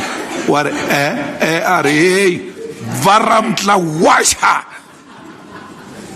There is not only that necessity and life skill, it's also security. I'm not saying buy Ferrari, I'm saying drive. You can go and ask him. He refused. And he once said to me, you know, Mbuyiseni is smart. You can't take that away from him. And he says to me, I can drive you. I mean, if you just give me the theory of how you do this thing, I can drive. So one day, we were at Marikana. where they shot people. We were preparing for something of the EFF. There's a comrade of ours called Sam. He's now a pastor. I don't know where Sam is. Chabalal. He came with a cabriolet there at Marigan. So I said, Mbuyiseni, you once said you can drive. Sam, show this guy. Don't get in with him. Show him what he must do, and you know where they shot our people in Marikana, it's an open thing. That we said to Mbuyiseni, get in. He got in, and then he started driving, and he drove first time successful like that. I think he was being driven by the spirit of our people in Marikana. And then he was making rounds. The way it was so nice, he didn't want to stop. When we're like, man, you have to stop now. With all his qualifications, he still lacked something that we needed to tell him. There is this thing. Look after this. There is no such a thing. So in the EFF, we are not going to let that go. Till today, 𝐼𝐶𝐭 is still crying about a bus because we asked him, we held him accountable. Why didn't you fetch your people from where you stay to FNB, where our people, all of them, ought to be? Why? I couldn't provide an answer, and he was held accountable. He can hate us anyhow he wants. We hold each other accountable, and that's what we do. And that's our local government election strategy. The provinces have got a mandate now. You are not going to file a report that says this councillor is lazy, when we deploy them is not responsive. If you file a report like that, we hold you accountable because we gave you power over them. We want you to come with a report that says this councillor did not do 1, 2, 3 and we acted this way. But everything else must be fair. I'm not related to 𝐾𝐶. 𝐾𝐶 and my wife share a surname. Sibongo Fanana. There are a lot of people like that. That's why I said to him in that prison, jokingly, that when he was trying to define his relationship with the head of Hawks in KZN, I'm forgetting his name, he said, it's like a brother to me. Actually, his wife is a cousin. No, not a cousin. Actually, his wife, what will I say? His wife and me share the same surname. And I said to him, at the radio you're going to call me your cousin. And he said, yeah, you are my cousin. But I'm not. And my wife is not related to 𝐾𝐶. And the definition of 𝐾𝐶, of where they come from Nebo, the 𝐾𝐿𝐾 side. My wife's Matlalas don't come from 𝐾𝐿𝐾 side. There are two Matlalas. They are the ones of 𝐾𝐿𝐾, they are the ones of Ramatlala. Amatlala Thaba. That side of Mashashani. Most people around there, they are actually Ndebeles, who are now who convert into Pedi speaking people to an extent that they even converted their surname, Bo Jonas Gwangwa. So the ones that didn't want to call themselves Gwangwa, they change and call themselves Kwakwa, but they are Gwangwas. So that's the side where my wife comes from. So there's no any relation. But your pettiness could not move me. Now there is a guy who looks after me now. You see this guy behind the wife of 𝐾𝐶. That picture you used and said Matlala's bodyguards or protectors were looking after Malema's wife, and you put the cat's wife with a bodyguard and you say, that's my wife. That's not my wife. The guy in that picture now works for the EFF. So the thing with protectors is that they move from one place to the other, they rotate, so we can't be held accountable for such a nonsense. But we have nothing against, we have got nothing to do with Matlala. And that's why I was there at the prison, I asked him questions. And I did so without being shaken or any other thing. I took a decision when I went to Matlala's thing to be psychological in my approach and to speak to his conscience with an hope and aim that I can break him, that when you speak to his soul and conscience, he will be able to say, look man, this is not right, because Matlala might not have had anyone who spoke to him the way I did his entire life. Oremagai, what is this now? Like, why are you doing what you are doing? That's why I had to say to him, speak to Jerry's mom. He struggled and he thought he's going to evade that thing, and I said, this is my time, it's not your time. You are going to speak to Jerry's mom. Because psychological, I thought in the conversation with the mother, the way it is, the conscience might kick in and he's able to break and say, no man, I have to just accept my wrongdoings. What is conscience? You ought to live here knowing it. Is that thing that Julius Malema did at Madlanga Commission, where the lies are in conflict with conscience. You start sweating. Because this one brain is going against itself. They are going the opposite direction, but there's one brain. Okay, you think Julius Malema, because he's current, maybe I'm being opportunistic. You remember the national chairperson of MKP, 𝐿𝐮𝐬𝐬𝐿𝐻𝐿𝐻. Yes. What is his name? Nkosi Nathi 𝐿𝐻𝐿𝐻. When his conscience had to declare a swimming pool a fire pool, you remember he was sweating. He was also fire pool. That's conscience. When you do those things of competency tests, they put things on your fingers and then make you sit on some chair and all of that. They call it what? Polygraph. Polygraph. They make you sit there and then they start asking you questions. You must sit, so even under your feet, they put some equipment. You must answer honestly, because if you don't, conscience kicks in. And someone was telling me a story that when they put him through the competency, and then they asked him the same question 3 times, and the conscience came back that now he has to confess, or it's true, but he said no instead of saying yes.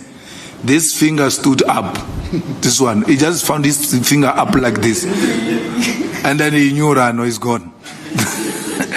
I don't know if I had anything, I was going to cut this finger. I don't want it anymore. It just stood like this. He didn't give it a permission to stand. That's what I wanted to do to Matlala. You approach different scenarios with different approach. And being a student of psychology, I know that myself. That's why you try to play psychological games with me. I know this one is taking chances and it's not going to get to me because I know this game. So I was trying that. To an extent, I succeeded because Jerry's mom sent me a message and thanked me. And thanked me and said, for the first time, I felt represented. That what I've been longing for, that someone should hold this guy accountable about my son. It happened today and I'm happy. If I can make one African mother happy, You guys, I know I will never do anything to please you. That's why we stand, Somlom. Thank you. I'm sorry I took long, but as a commissar, I've got a responsibility to educate. Thank you very much, President, even for exposing us. We'll take the second round of questions and final round of questions. You'll be number 1. You'll be number 2. You'll be number 3. Is there number 4 and 5? Going. Sorry.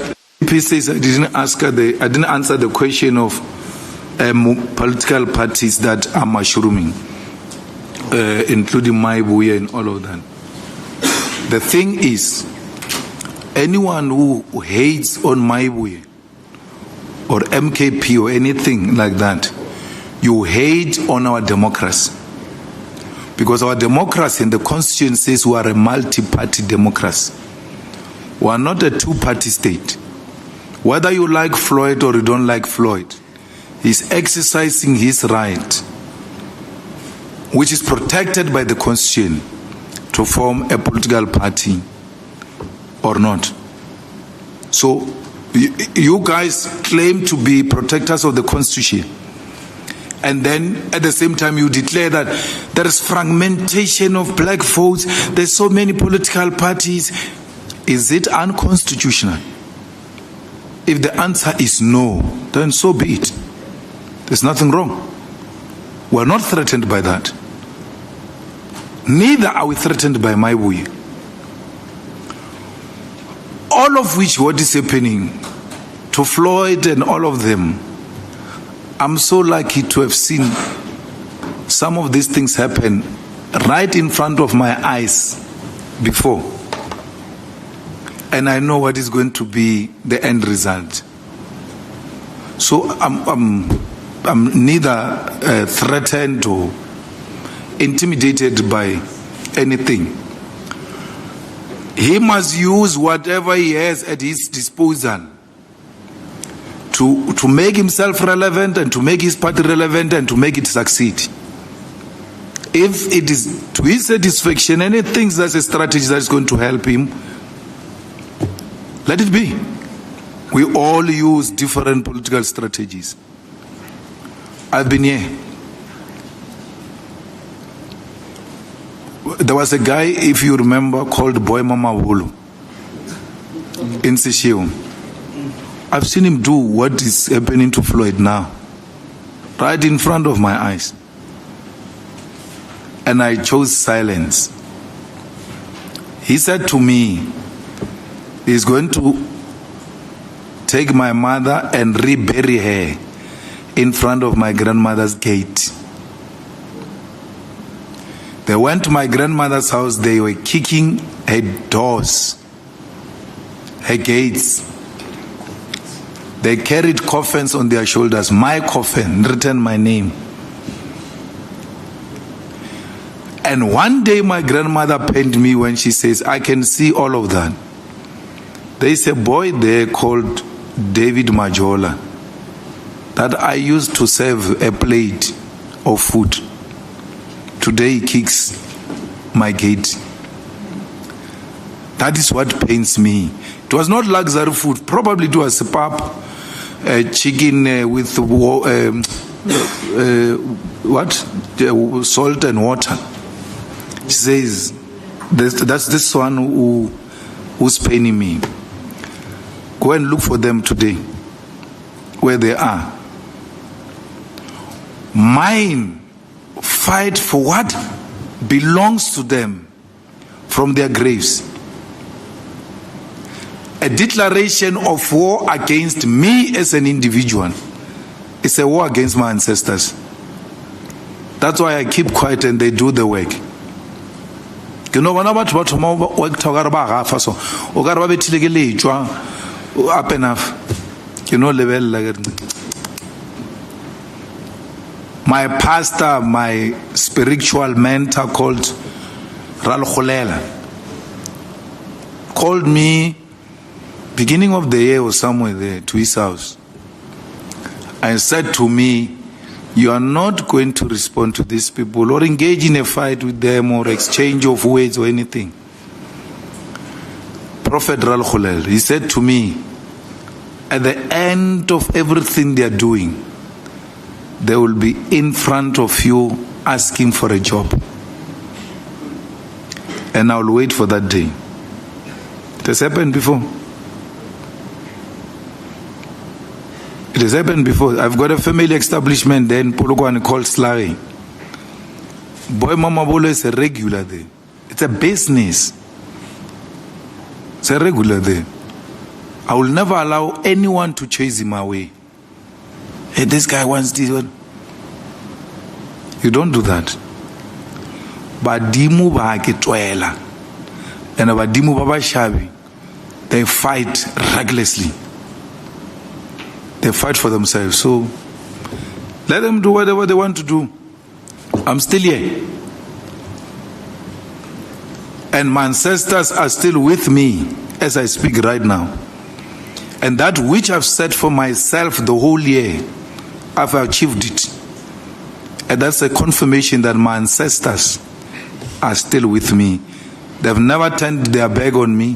They will never turn their back on me.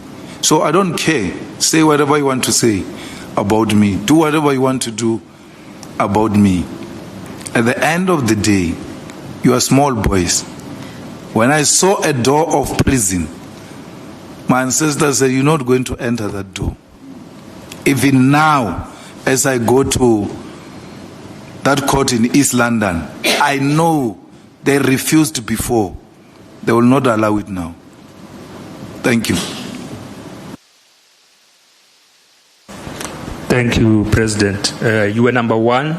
There's a number 2, number 3, number 4. Is there number 5? Number 5. And we'll close it there. Number 1. Thank you so much. Here I see good afternoon and panel there. It's difficult, the CIC, to speak after you've spoken about the ancestors, but I'll try. CIC, the EFF stands with the students. Your take on matric exams, are you happy? And do you think NSFAS will be ready to fund the students next year, come January, February? What's your take on the NDPP candidates' interviews? And the last one, quickly, do you think the Madlanga Commission has done or is doing enough to protect the witnesses? Thank you. Number 2. Oh, good afternoon, CIC and the leadership of the EFF. My name is Mpose Kharume and I'm from the Gauteng Times. I just want to ask you this. My question branches off from your comments about Donald Trump and how he's the reincarnation of Hitler, and you subsequently also lauding President Ramaphosa as for how he handled the situation. So now I just wanted to ask, because you did joke that if it was you, it would be a different situation. But in reality, if you were to be the president today, would you be able to mitigate this deteriorating relationship? Or would you also have a war-ready type of attitude towards the U.S.? And then also, I just want to ask, with you talking about not wanting to dive into strategy going into the local government elections, the SACP has resolved to contest. So now, does that present itself as an opportunity to kind of like forge some type of alliance, maybe to try leverage your contestation going into the elections as well? Thank you. Number 3. Thank you. My name is Right Mukwena from Postmasburg Daily. I'm asking about the issue of the year of picket lines in regards to the school in Mogale City. We haven't seen EFF doing picket lines, and the year is already ending, about the incompetency of municipality there to give you access to the land and so forth to do the school. The second one is the issue of Phala Phala. When there was a march to hold Mr. Ramaphosa accountable. CAC, you said if you don't get the answer, there will be a march every month. Is it still going to happen? Thank you. And the last one, number 4.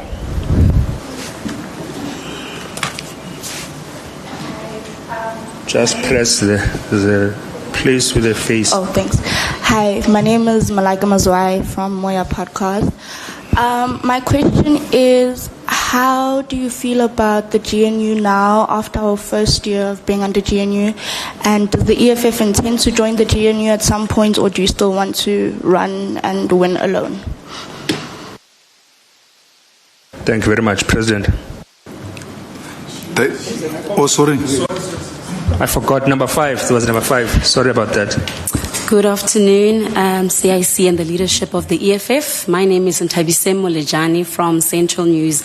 My question is with regards to the EFF Youth Command that was launched in July. How will this new structure work, or how is it working with the EFF Student Command? And also, can you tell us about the work that has been done since the launch of the EFF Youth Command? Thank you. Thanks, President. Thank you, Somlomo. I think matric exams have gone fairly well, with very minimal to none disruption, and we congratulate really the department for having handled that matter very serious, because a matter of matric and especially pre-tertiary education should never be used for politicking. When it comes to matriculants and the students and education, we should all unite and be one thing. Then as far as, for as long as the the youth command is there, the EFF is there, there's no deserving student who will be turned away. It doesn't matter whether the university has got sufficient accommodation, they will have to find it. Doesn't matter the money has been exhausted, they have to find it. We found money for Madlanga Commission, but we can't find money for a village which doesn't have water. We can't find money to build a bridge for a village that has to cross dangerous rivers now in this rainy season. But when Madlanga Commission, Zondo Commission, commissions where lawyers line up their pockets are to be established, all of a sudden there is billions that are available for such. You know, there are people in the Eastern Cape that are put inside a container and get pushed to cross a river. Has the president not seen that? President Putin says, I drive in this city of Moscow without blue lights, without anyone recognizing, and I've got a problem. There are people who are speeding here. We need to pass a law that is going to regulate speed, because he has come into contact directly with the problem. Inside the container, as the president has never seen a place where they had to carry a coffin on their shoulders to cross so that they can give their dead one a dignified funeral. There are isolated incidences that the president must see and immediately intervene. What is his role? Why is he there if he has got no power to say, no, on this one, I'm putting a stop? It can't be. So they will have to find that money. The Freedom Charter, which they were celebrating, ANC event, the doors of learning and teaching shall be open. They've opened the doors, but children can't access those doors because they have no money. That's a contradiction. We need to solve that thing. So hence in our statement we said, The first thing, we are going to have to be at each and every gate of every campus, not university, TVET, university campuses, every gate. Students must look for the gazebo of the EFF. Students must look for the EFF table. Why? The students have been very good to us. We have an opportunity to return the favor, and we'll do that without fail. And that is the role of the Youth Command, with the support of the mother body at the back. If I were president, I will never be sheepish in front of the US attack on South Africa, never. First thing I would have dealt with properly is that thing of Rwanda of killing our people by Kagame, killing our soldiers. Till today, we have not responded to that situation. Now the report has come out. Only 27% of our soldiers are fit for purpose. It's not me. When I say it, I get insulted and be told he's putting the country at risk, and we are at risk. We need to turn around the military of South Africa. We need to put more money in the military of South Africa. What is the point putting all money into all of these things when you can be walloped by a small country like Rwanda? Humiliate you to a point where the president of Rwanda makes no apology about it. He continues to insult us till to date. Till to date. And there's no response. Well, me and Ramaphosa leadership style is different. He does his own things his own way. Sometimes they work, most of the times they don't work. Like that diplomacy of his was needed now. Because we owed it not only to Trump, we owed it to the world to be hospitable to our visitors. And we're exactly that. And never shown a sign of a panicking nation which is under siege by America. So you should know that I will never be sheepish. We've got, and most of the Matala, when Matala said to he's got, how many? 8 special forces, 9 special forces, 8, and 1 task force. He was not answering the question. He was actually trying to threaten us that he walks around with the army. The special forces of South Africa, it means the highest level of the South African National Defense Force. The highest. Those people alone, they can flatten that thing of Rwanda alone. Our special forces. They are not small boys, those people. Very dangerous people. Followed by special task force in the South African police services. Very dangerous people. Part of you to pass to be a member of a task force, not even special force, task force, you have to jump out of that thing of a parachute.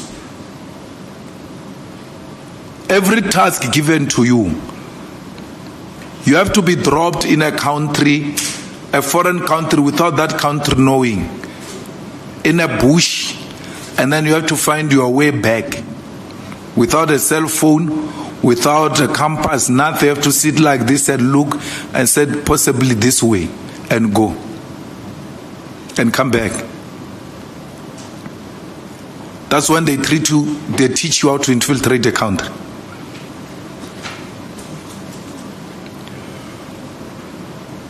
You know, not even a special task force. They said force under the special task force is called counter-assault team. They are trained to pass a lie detector. This thing I was telling you about. Lie detector. You call it what is DP? Polygraphy. So what they do, because I guess they put things under your feet so that when you lie, the toes move. So under your toes, they put the pins inside your shoes. For you must stay like this. If you move, even when you are lying, if you move, these things are going to cause you trouble. So your conscience is aware there are pins under my toes. So I must make sure even if I lie, these things don't move. They are trained to pass a lie detector. It's part of their training. So when a graduate TG of a counter assault team says to you, I pass a lie detector, and you think this is an innocent person, you must know it's a lie. They are trained to pass that thing. We've got those people. It's not so much about Rwanda. It's so much how much protection Rwanda will get from Britain, from Israel, from the USA, if we decide to engage them toe for toe. That's what makes them survive.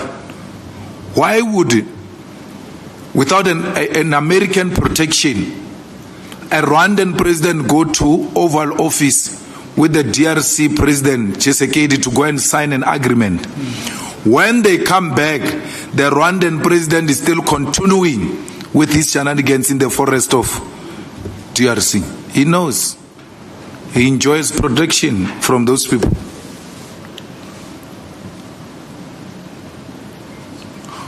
But, I don't know what is the ANC resolution on the Communist Party. We will engage the Communist Party. We continue to engage the Communist Party informally. We're ideologically aligned. But the Communist Party has got no capacity of mass mobilization. I think they must accept that they are just theoreticians and leave it at that. There is a guy called 𝐬𝐿𝐻𝐿𝐵𝐻𝐿. You have never heard him saying he's going to launch a branch of the ANC, no matter how good he is ideologically, politically, and you have never heard that 𝐬𝐿𝐻𝐿𝐵𝐻𝐿 is doing door-to-door or mobilization. No, he's just a theoretician, which some of your friends who are forming parties should be accepting that they are just theoreticians. These things of parties and mobilization, they are just not their thing. That's what the Communist Party is. And what is more interesting about these ones who are forming parties and they can't even mobilize people and organize their own conferences is that they are graduates of Communist Party. 30. Where have you ever heard that Blading Zimande is organizing people? Where? Gwede is even much better because Gwede was in the NUM. At least he organized the mine workers. They don't do that. Their job is to just sit and then theorize and critique. They are armchair critics. They don't. Shem Soli is trying to agitate Solimapai, but he doesn't appreciate the fact that the people he serves with, all of them, thrive on Google. When you are sitting in a meeting with them and you say, how do we move about this question of coalitions? You must go to a meeting of Communist Party or the Young Communist League. At least I was fortunate to go to meetings of Young Communist League. All those young people of Young Communist League go to meetings with laptops. All of them. And you're thinking they are taking minutes. They're not taking minutes. When you say, how do you go about this issue of coalition? They Google, what will Marx say on coalitions? And then they put it like this and they raise their hand. Comrades, Marx on this question would have said, because Moto, when you speak to him without the gadget, there is a crisis. There is no idea of what they are talking about. So we used to have a secretary in the EFF who came from the Young Communist League and the Communist Party in Limpopo called 𝐽𝐻𝐵𝐿. Every time you sit in a meeting, it doesn't matter, he opens that thing. And he even had a computer, not the one, looking laptop, the one that can even fold straight like this, like flat. When you are speaking, the guy is typing. He's a provincial secretary of the EFF in Limpopo. In the next meeting, there are no minutes. In the next meeting, there are no minutes. The guy from the Communist Party. Next meeting, no minutes. So they should accept that it is not their strength. I think that strength ended with Chrisan. After that, really, but theoretically, ideologically, and they will engage. They're very good, they're gifted at that. But theory without practice is meaningless. And they've threatened the ANC for a very long time. I don't know why the ANC took this much time to respond to their threats. So in the by-election of Ward 13, there's a guy called Obed, I forgot his name, in my ward, went to the same school. He was a Communist Party candidate now, when we had the by-elections.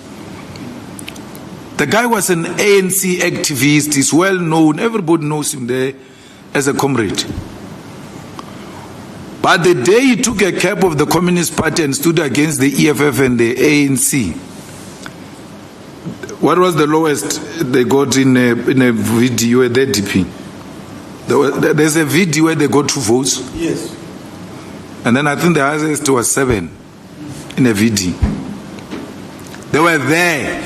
Prominent Communist Party people that I know in Limpopo, when I went to vote, they were, calling me, and I was like, oh, how are you? I know them.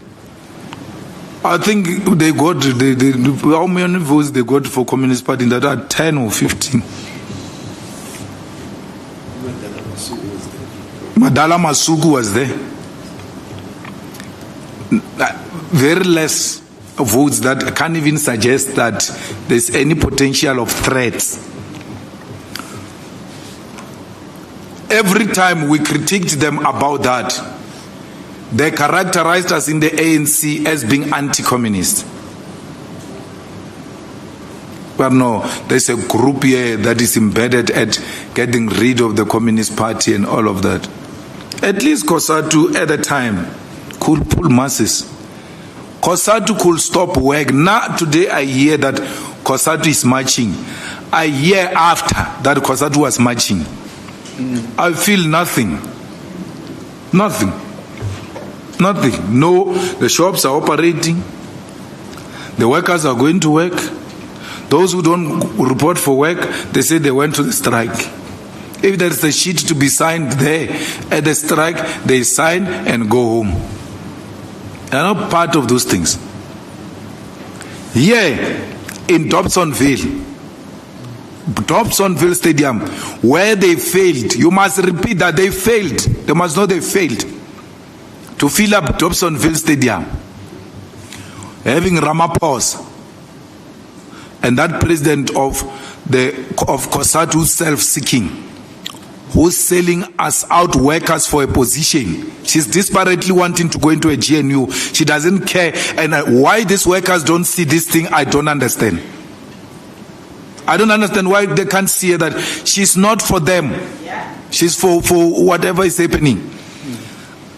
Mbuyiseni Ndlozi, with the leadership of EFF in Gauteng, Moshekoma, Dunga, fill up Dobsonville, without a sitting minister, without a president, without a state resources, filled up to capacity, without any national intervention. They defeated 𝐃𝐨𝐧'𝐭. The last beautiful picture of red in Dobsonville Stadium remains the EFF. They must be ashamed of what they've done. That's why Ramaphosa has got no regards for these workers. The NC has got no regards for these workers. Because they know they've pocketed 𝐃𝐨𝐧'𝐭. They've finished it for positions. I'm telling you now,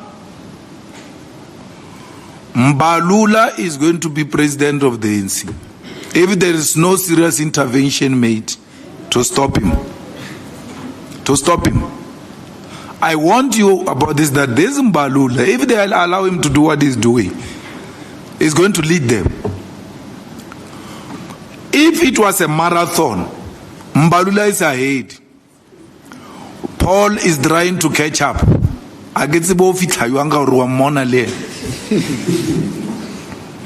Mbalula is ahead. Out of this so-called staged NGC that gets organized in a manner that it has never been organized. We want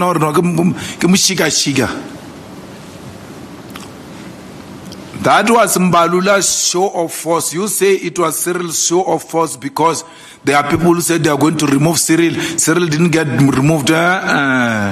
It was never about that. Mbalula wanted that to show them that he's in charge. You remember, I ran these things in the ANC. We went to the NGC in KZN. We defeated Zuma, both in numbers and policy position.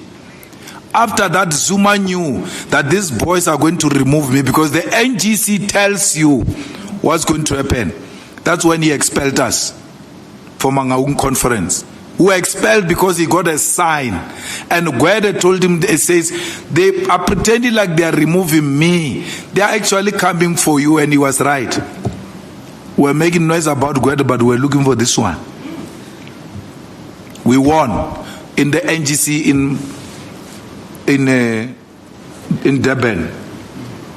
And we got expelled, and that's how Kgalema lost the 𝐬𝐻𝐾𝐿 conference.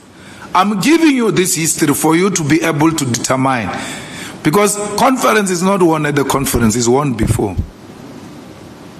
So, he's going for a kill. He's going to emerge as a president. Unless something drastically happens. Because the naive you guys says, yeah, but you said Mbalula is going to be a president. Look, now he's a president. I'm telling you, what is prevailing now, the balance of forces show that Mbalula is going to be a president. Let me give you the last example.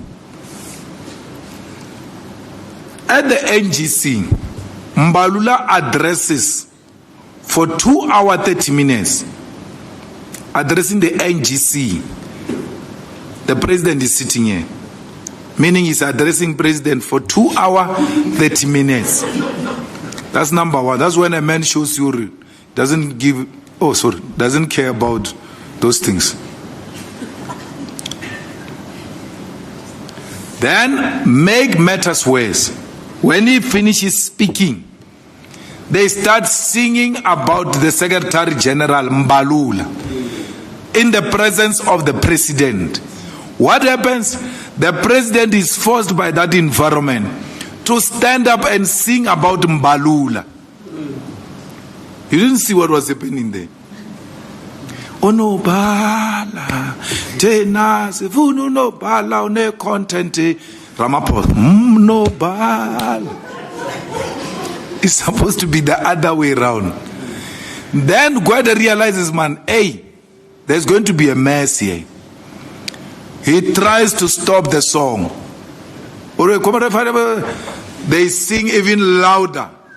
And not only louder, go to the podium.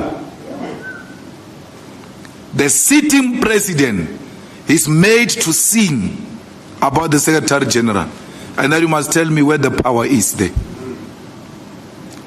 Paul Mashatile, who says he's a contender, he's made to sing about a person he's standing against.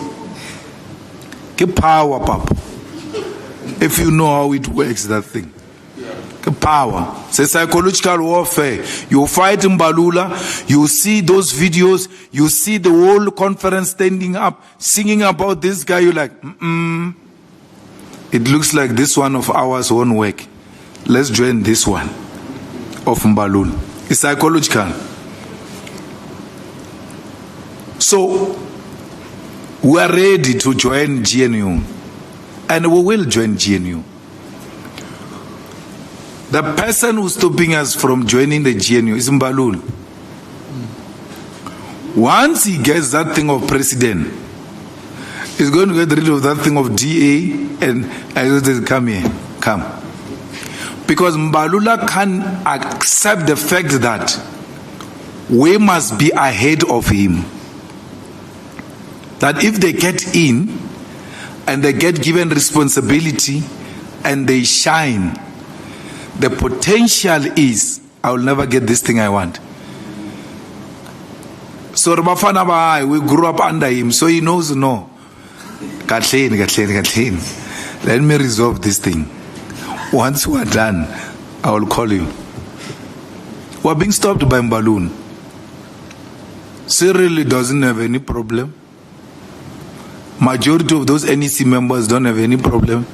The problem, they take a decision to do away with DA and Freedom Front Plus. Why would you back Freedom Front Plus, for instance? Why? What do you want from a Freedom Front Plus? What? What will they do, which they are not doing now?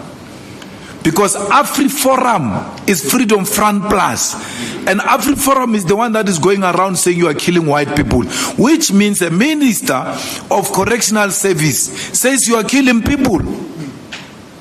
So why can't you just get rid of these things? Because anyway, you're not gaining anything out of that.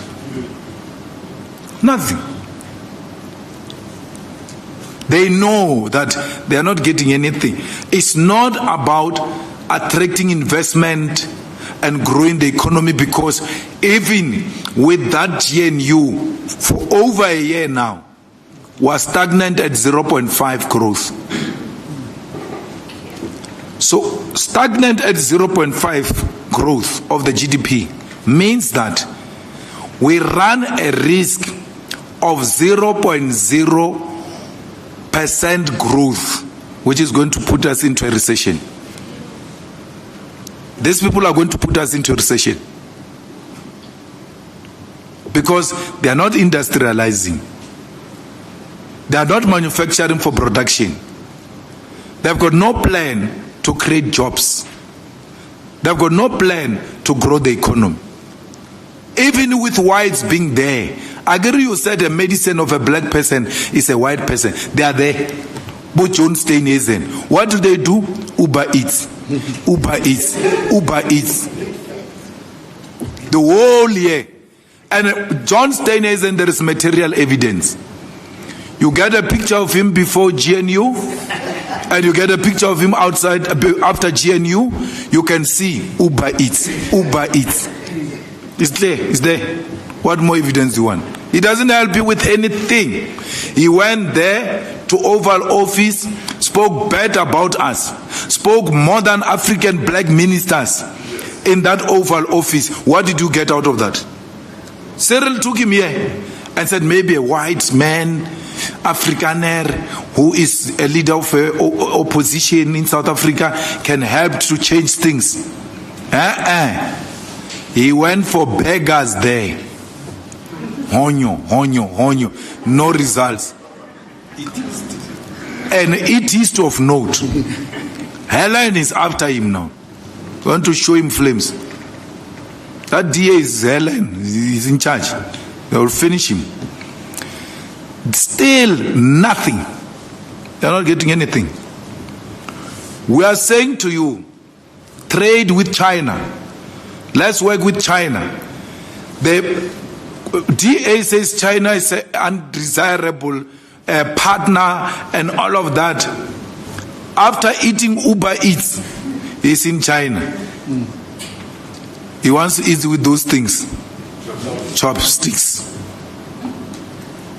After he said China, we have been saying to you, go to China. Like we're saying now, no, China, human rights, China this. John Steinhuisen has made a 10 in China. So what is it that you are scared of EFF to be in the GNU? Because it's going to put you in a worse situation. Because it's going to push you to go to China. But the DA has gone with you to China. What happened? Nothing happened. Nothing happened. It's swart khafar, scaremongering, that if the EFF comes in, something dangerous is going to happen. It's a lie. We are being stopped by a guy called Fikile Mbalula. You know, there is a guy called Hope. What is the Hope singing? Bab. The guy was so opposed to EFF being a participant in the municipalities with the ANC, and then he became coordinator of the 𝐬𝐻𝐾𝐿 PTT of the ANC. He now was confronted with a reality. If we take out this EFF, these municipalities are going to have a problem. Damascus moments, he realized, right, this EFF, there's no problem here. Now they speak every day with the SG, Hope Up and SG, like the BFFs from high school. The man who didn't want to hear nothing about the EFF, when he came into reality that for a budget of Gauteng to pass, it needs the EFF, he realized I have to work with these guys. Mbalula knows that. Mbalula knows that. Me and Mbalula are from the same school of thought, trained by the same elders. That's why when there was some week where he was doing wrong things, I sent him a message. I said, in all our political engagement, teachings and all of that, they've never taught us to behave the way you are doing. Because it's unethical, you know it. You don't do that. You don't. It doesn't matter how much you disagree with a person. You just don't do that. Because me and him, it doesn't matter how much we disagree. There are certain things that we're told is do's and don'ts. We don't do that. Certain things don't do. So that's why I'm able to tell you that the way is going. And then the ones who fight with him, they must pay me so that I can be their strategist to tell them, if he moves this way, you have to come this way, and that's how we're going to defeat him. Otherwise, we must start practicing. We had the President Cupcake. We must start practicing President Voter. His nickname in the revolution is Voter Mulelo. Very radical chap. There is no student command, my sister, it's youth command. So we got rid of student command. It's only one structure, youth command. It organizes in the village, in the campuses, and in the townships.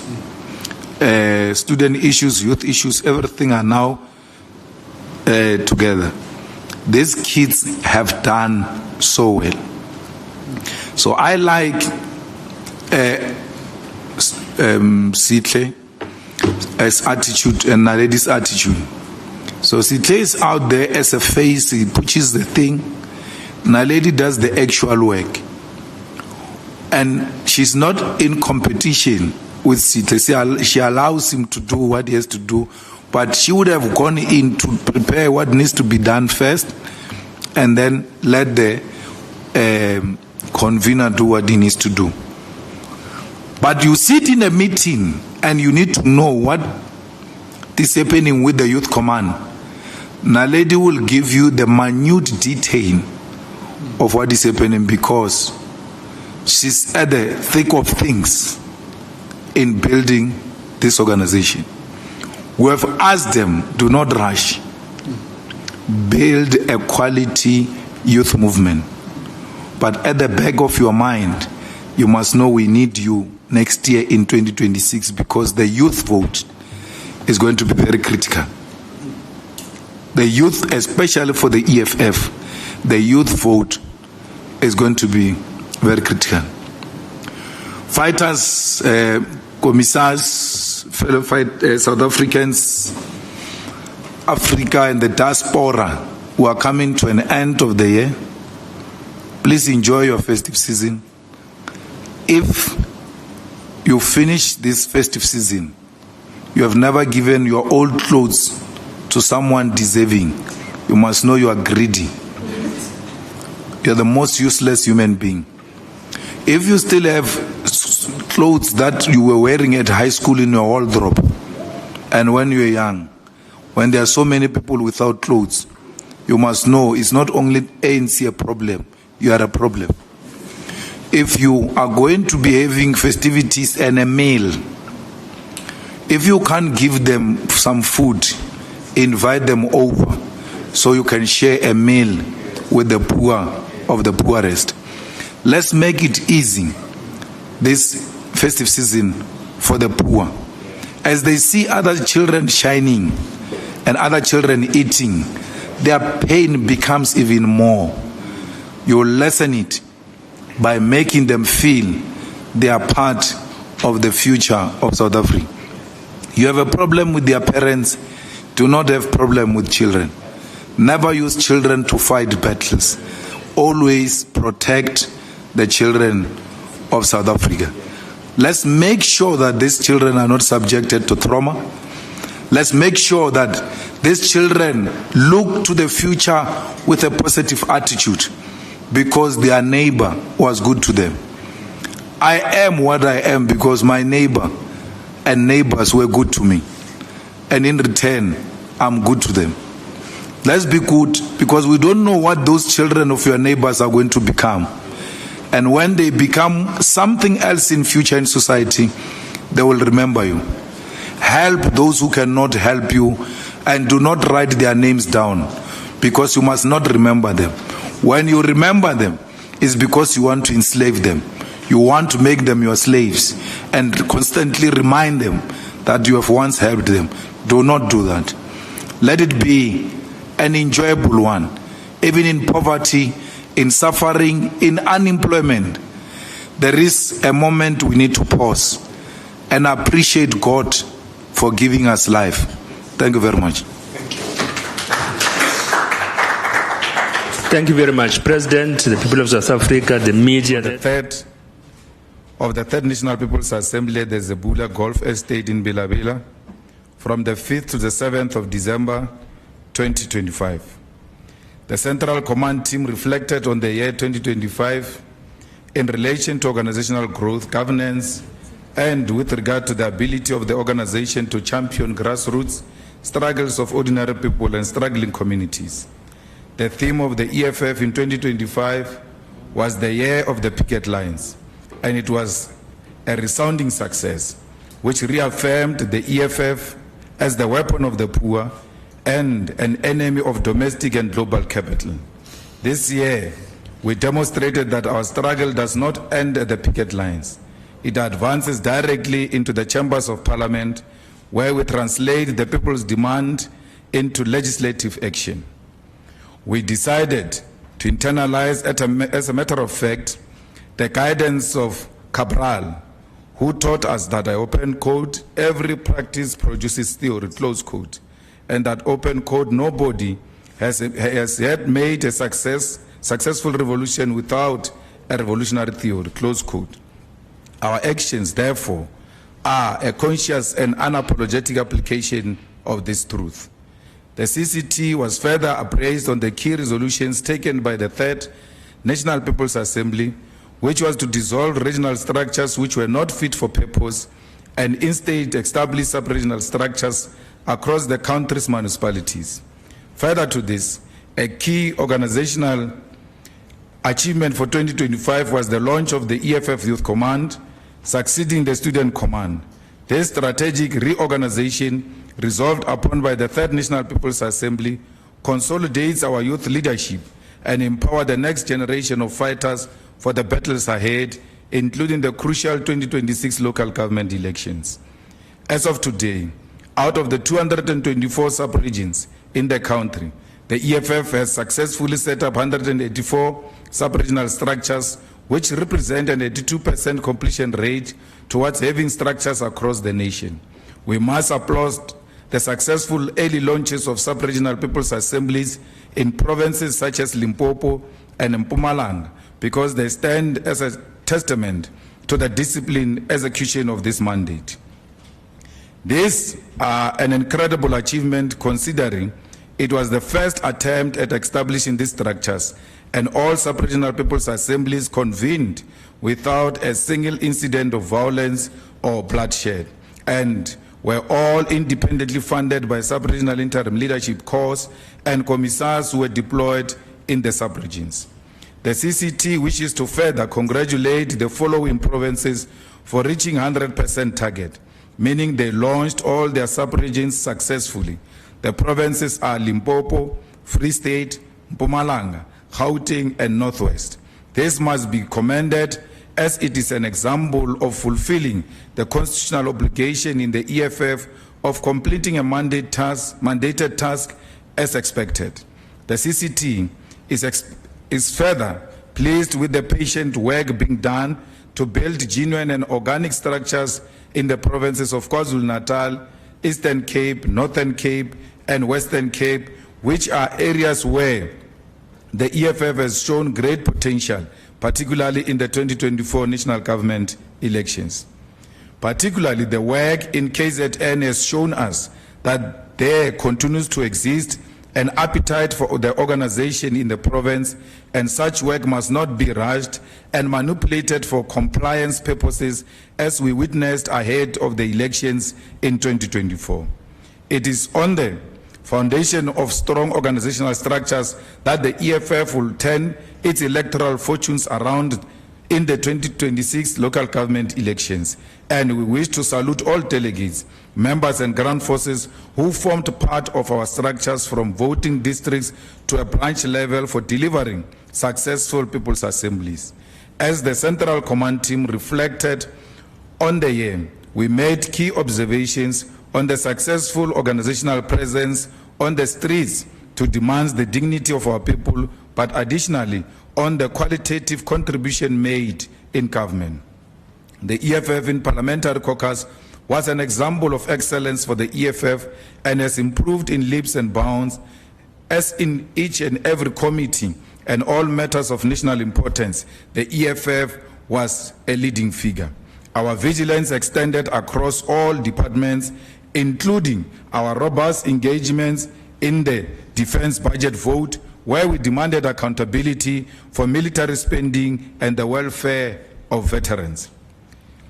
The defeat of the value-added tax VAT increases, which were proposed by the Government of National Unity earlier this year through logical and superior logic debate by the EFF in the Standing Committee on Finance, the National Assembly, and ultimately the Western Cape High Court, remains a historical achievement for the organization. It was for the first time that the budget process was subjected to intense scrutiny, and first time that the budget process was subjected to intense scrutiny and revision. And National Treasury's neoliberal and austerity-based budgeting was confronted by the EFF, utilizing the money bill and relevant legislation to an increase in the fuel levy. The EFF will be vigilant in the 2026 budgeting process and will make sure we defend our people against aggressive taxation, austerity, and a budget that represents stagnant growth and does nothing to address massive unemployment. The Parliamentary Caucus of the EFF cemented its place as an official opposition in Parliament on various critical matters of national importance, which includes exposing corruption in SITA board appointments and undermining the capture of the National Youth Development Agency by the proxies of the former liberation movement. Following the 2024 national government elections, wherein the ANC lost political power, it became clear that they wanted to substitute their losses of seats in Parliament by capturing state institutions for cadre deployment and looting. it was the EFF which stood in their way, ensuring that corrupt appointment in sitters were reversed and ultimately leading to the resignation of the first Minister of Higher Education of the GNU, who was deployed by the ANC, meaning we determined the deployment protocol of the ANC. Further to this, we stood in the way of the capture of the NYDA by the children of the corrupt who had lined up mediocre and fraudulent individuals to chair the NYDA and steal money meant for youth development.